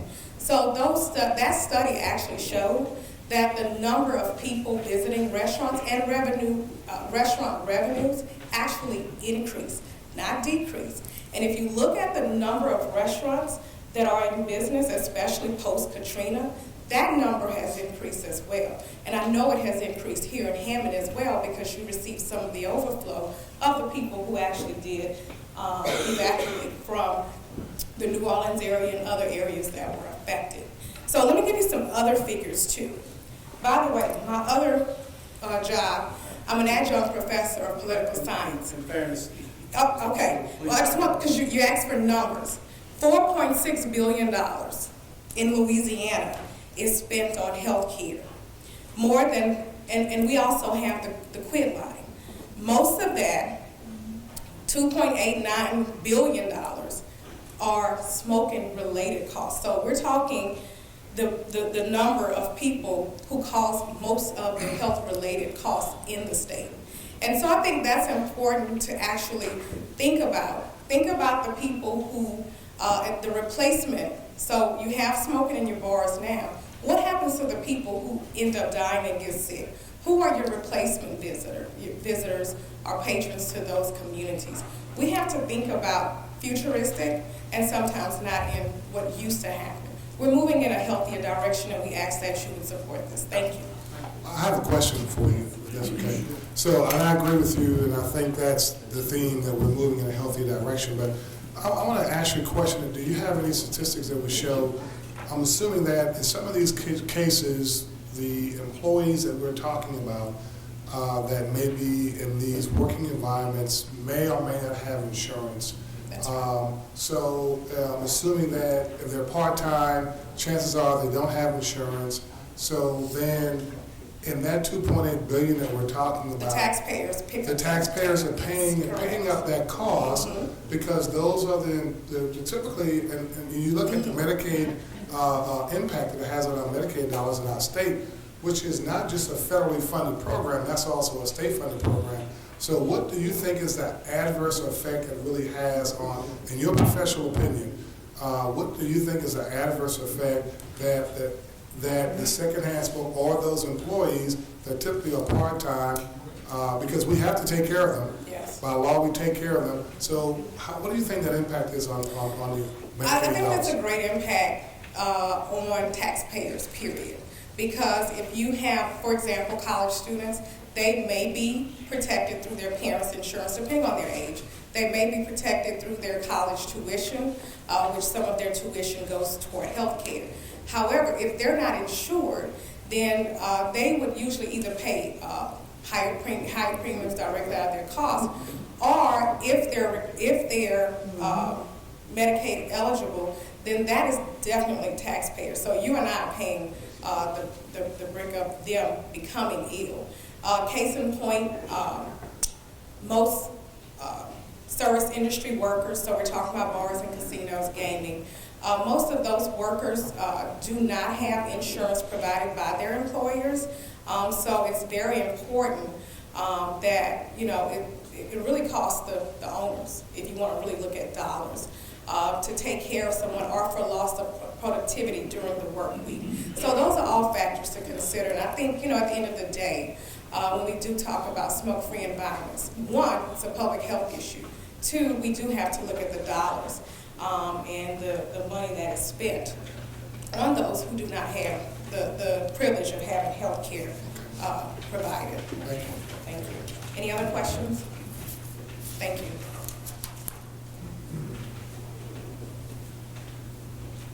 Anyone else? Anyone else? We're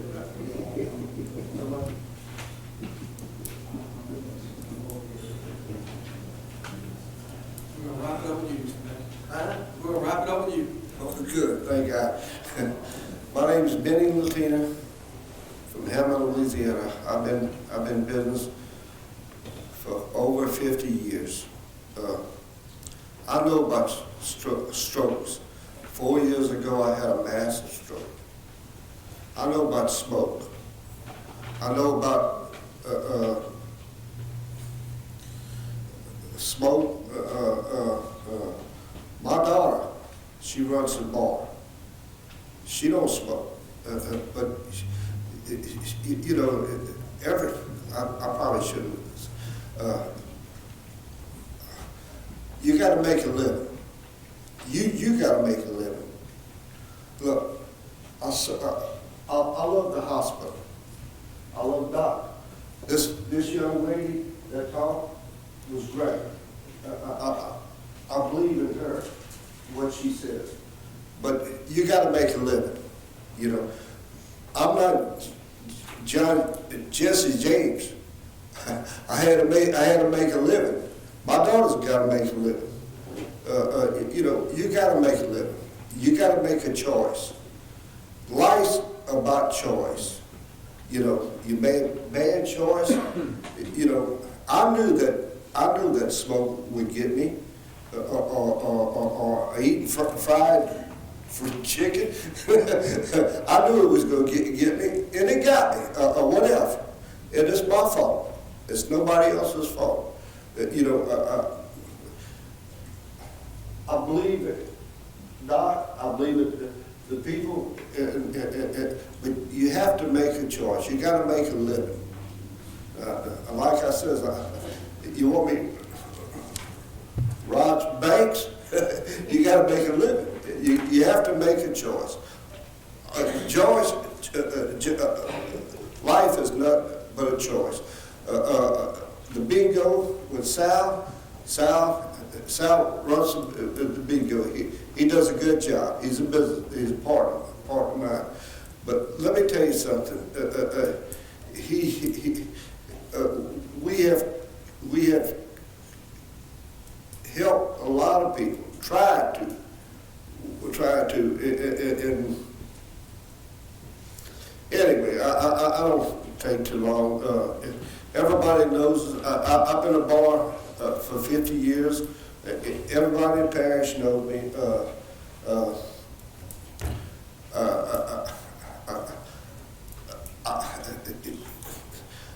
Maybe you could come talk to me. You know, my daughter, she has smoke.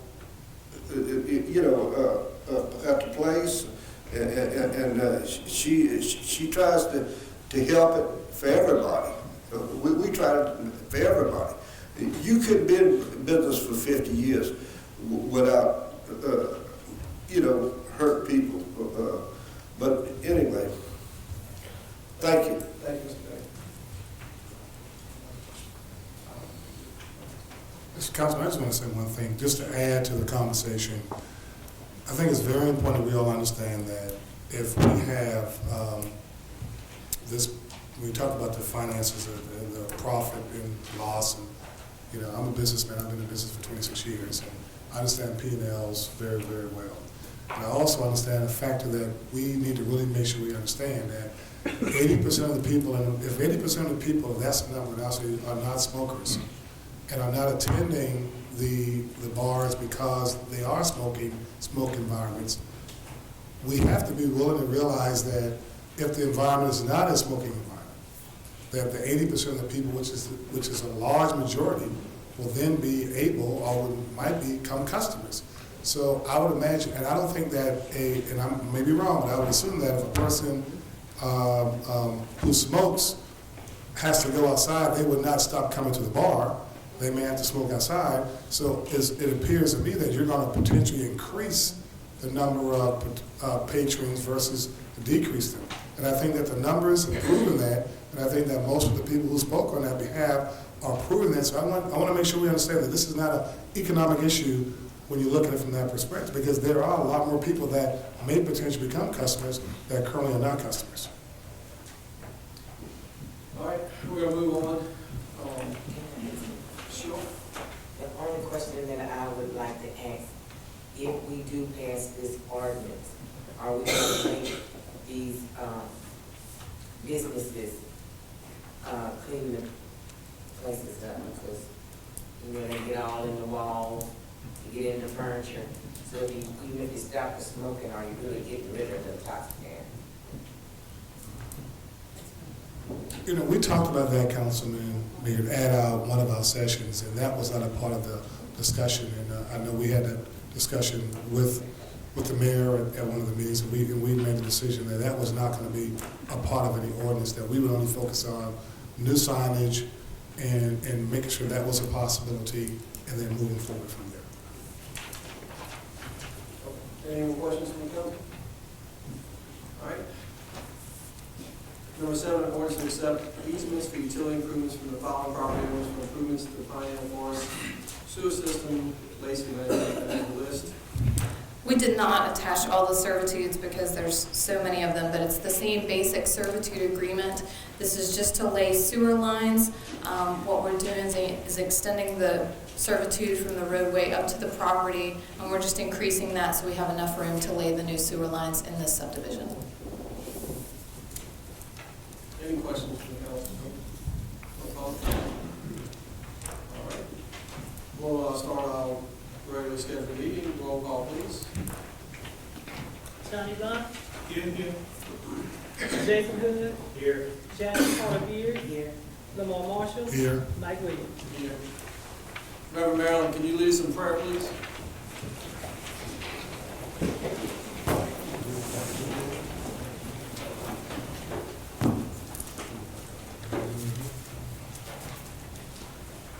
Please bow your head. My Father, Lord, we come once again, we want to thank thee.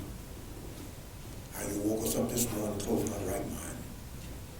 And I pray, my Father, you look down on those that are trying to do things that is right and guide and lead them. Look on the mayor, the councilmen, and everybody that's here just guide them. Let them know that this world is in a bad fix. But you're the one that makes everything all right for us. My Father, look on this whole world as a whole. President of the United States, our governors, our mayors, all over take care of them. Hospitals, nursing homes, and so on. They're going to need you, my Father. Because, Father, one day, my preacher day is going to be over. And my teaching is going to be over. But Lord, let me be able to hear you say, well done. Our good and faithful Son, Jesus' name, we do pray. Amen. Amen. All veterans and active military personnel, please render the proper salute to the flag. Joe Thomas, could you lead us in the pledge, please? I pledge allegiance to the flag of the United States of America and to the republic for which it stands, one nation, under God, indivisible, with liberty and justice for all. All right, do we have any council reports? Mayor? We're working through the budgets as we speak. We're close to halfway through. One of the things we'll be dealing with that has been done for the second time is the MAG. We emphasize that we need to get it done by next week so we can truly implement it into the budget. It's going to be costly, but it's going to be something that we'll deal with, something that should be dealt with. So on a lighter note, today we were with CASA and Girl Scouts. Playing pinwheels, enjoy their time for about a half hour before it's moving. So those things being said, we're going to get a busy schedule. Do we have any new businesses in the audience that would like to be recognized? Approval of minutes from March 17th. Second. Roll Roll call, please, Michelle. Johnny Blunt. Jason Hood.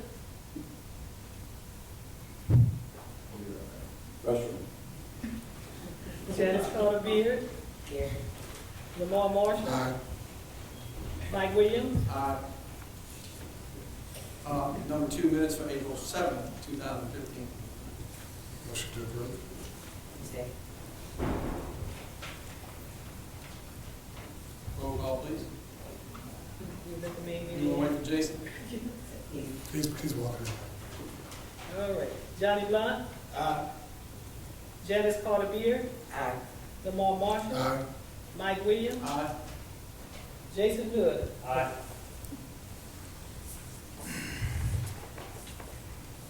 New business, resolution authorizing the mayor to renew the insurance coverage for the city of Hammond, the period May 1st, 2015 through April 30th, 2016. Don Steve.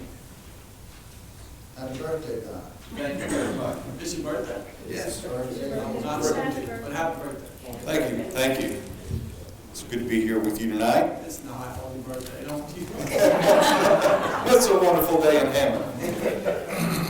I'm here tonight to propose the renewal of the insurance program for the city of Hammond. It should be on your screens. The general liability is, as you can see, is $3 million limit with products completed operations $3 million limit.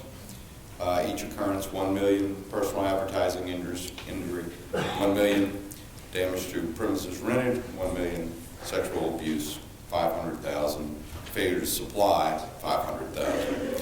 The city carries a $100,000 self-insured retention. Automobile liability, $1 million limit with a $100,000 self-insured retention, and then you have physical damage for the fire trucks at $5,000, all other $1,000 deductibles.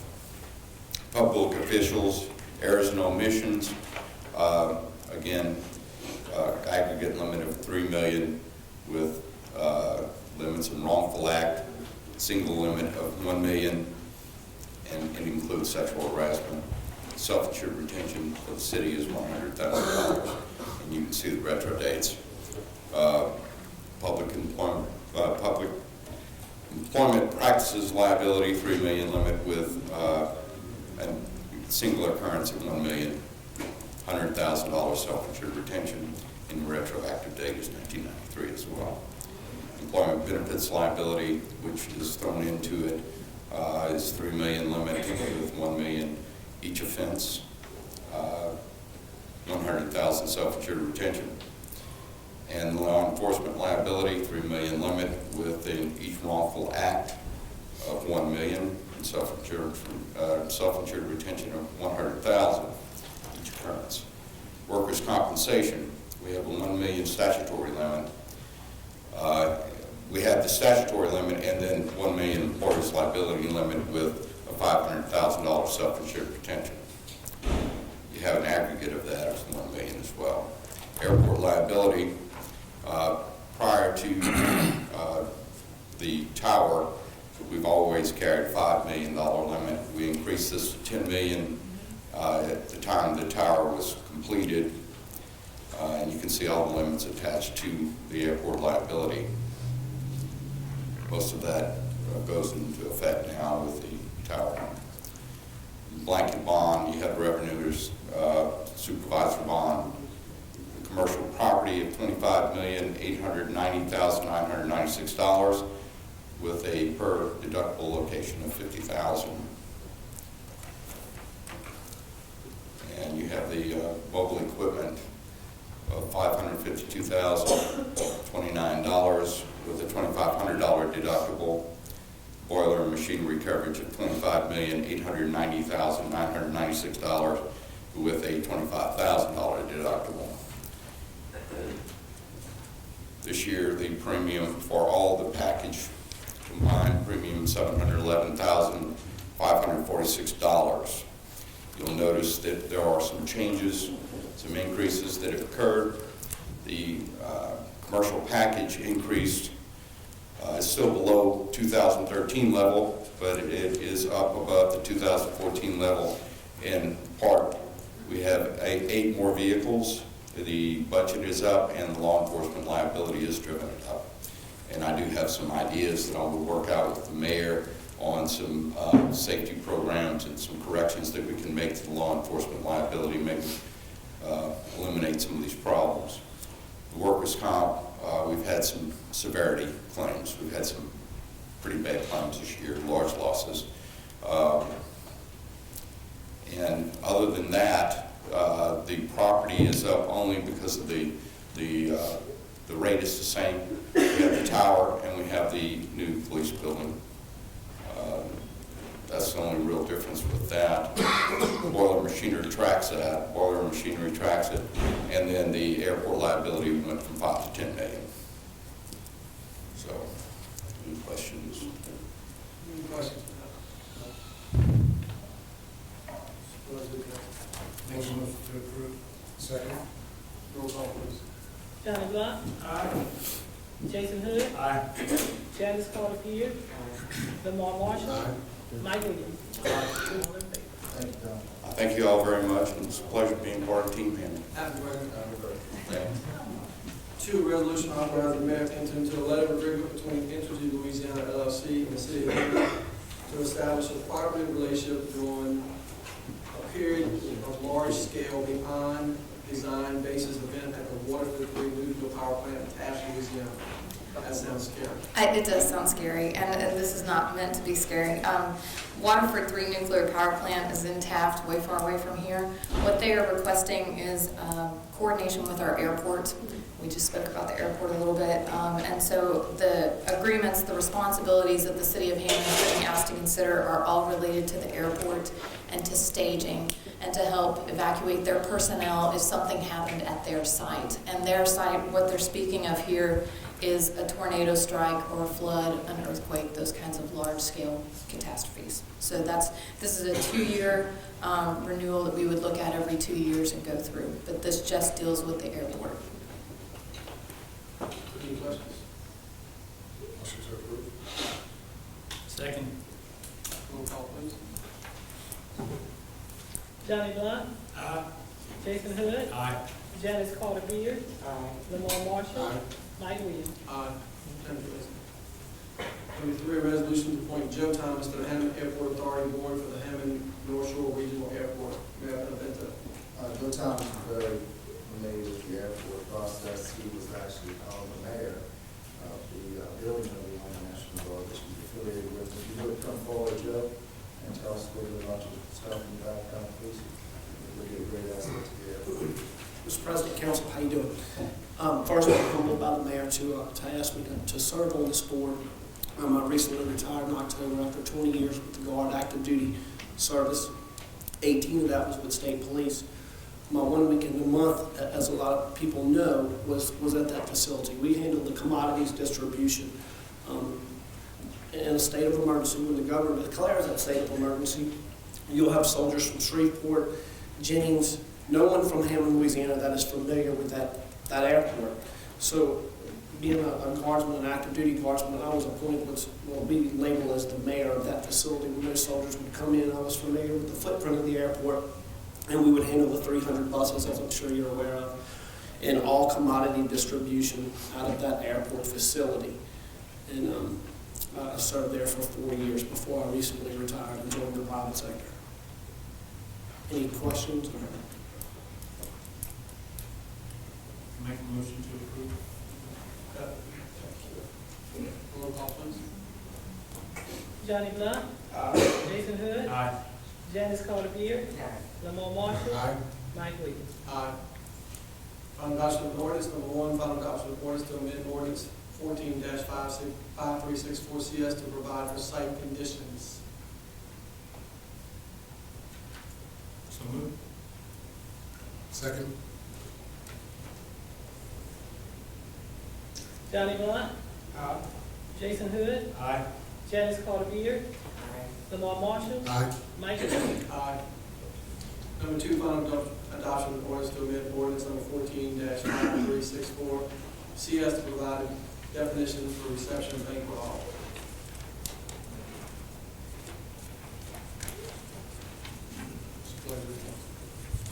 So moved. Roll call, please. Johnny Blunt. Jason Hood. Janice Carter Beard. Lamar Marshall. Mike Williams. Aye. Number 3, final adoption of ordinance to amend ordinance 14-5364 CS to provide relative to utilities. Motion to approve. Second. Roll call, please. Johnny Blunt. Jason Hood. Janice Carter Beard. Lamar Marshall. Mike Williams. Aye. Number 4, final adoption of ordinance to amend ordinance number 14-5364 CS to provide relative to zoning districts. Motion to approve. Roll call, please. Johnny Blunt. Jason Hood. Janice Carter Beard. Lamar Marshall. Mike Williams. Aye. Number 5, final adoption of ordinance to amend ordinance 14-5364 CS to provide relative to communication towers. Motion to approve. Second. Roll call, please. Johnny Blunt. Jason Hood. Janice Carter Beard. Lamar Marshall. Mike Williams. Number 6, final adoption of ordinance prohibiting smoking in workplaces and public places in the city of Hammond, providing for related matters. Motion to approve. Now,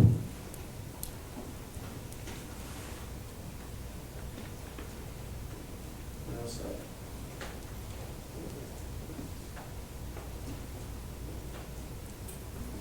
Last meeting, do I have a second? Number 6. You want to read the motion again, please? Yes, final adoption of ordinance prohibiting smoking in workplaces and public places in the city of Hammond and providing for related matters. Have a motion. Motion to approve. Roll call, please. Johnny Blunt. Jason Hood. No. Janice Carter Beard. Lamar Marshall. Mike Williams. Here. Number 7, final adoption of ordinance to accept easements and utility improvements for the following property owners for improvements to the Pine Hill Forest Sewer System. Motion to approve.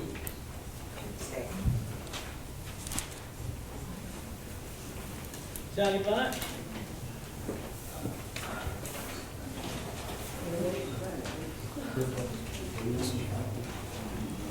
Jason Hood. Janice Carter Beard. Lamar Marshall. Mike Williams. Introduction of ordinance to set public hearing. Number 1, introduction of ordinance to approve a rezoning request by Range Road Properties LLC to rezone tract A and B of block 25 Harbor Edition, IL to CH located at 1000 and 1020 Southwest Railroad Avenue, and according to survey by William J. Gordon, dated 6/2/2014, DDD, recommended approval by zoning commission. This is a vacant lot, Southwest Railroad just got demoed. I think it was an old fuel station, to a fueling storage facility. It's zoned IL because of what it was as far as station fuel. So they just want to go to CH, which is actually now zoning. IL calls for a 35-foot buffer against anything residential. They abut to residential, so it eliminates a large portion of their property when they go to redevelop. So CH is a much more favorable. So. I'm sorry. Motion to introduce. Roll call, please. Johnny Blunt. Jason Hood. Janice Carter Beard. Lamar Marshall. Mike Williams. Aye. Motion to adjourn.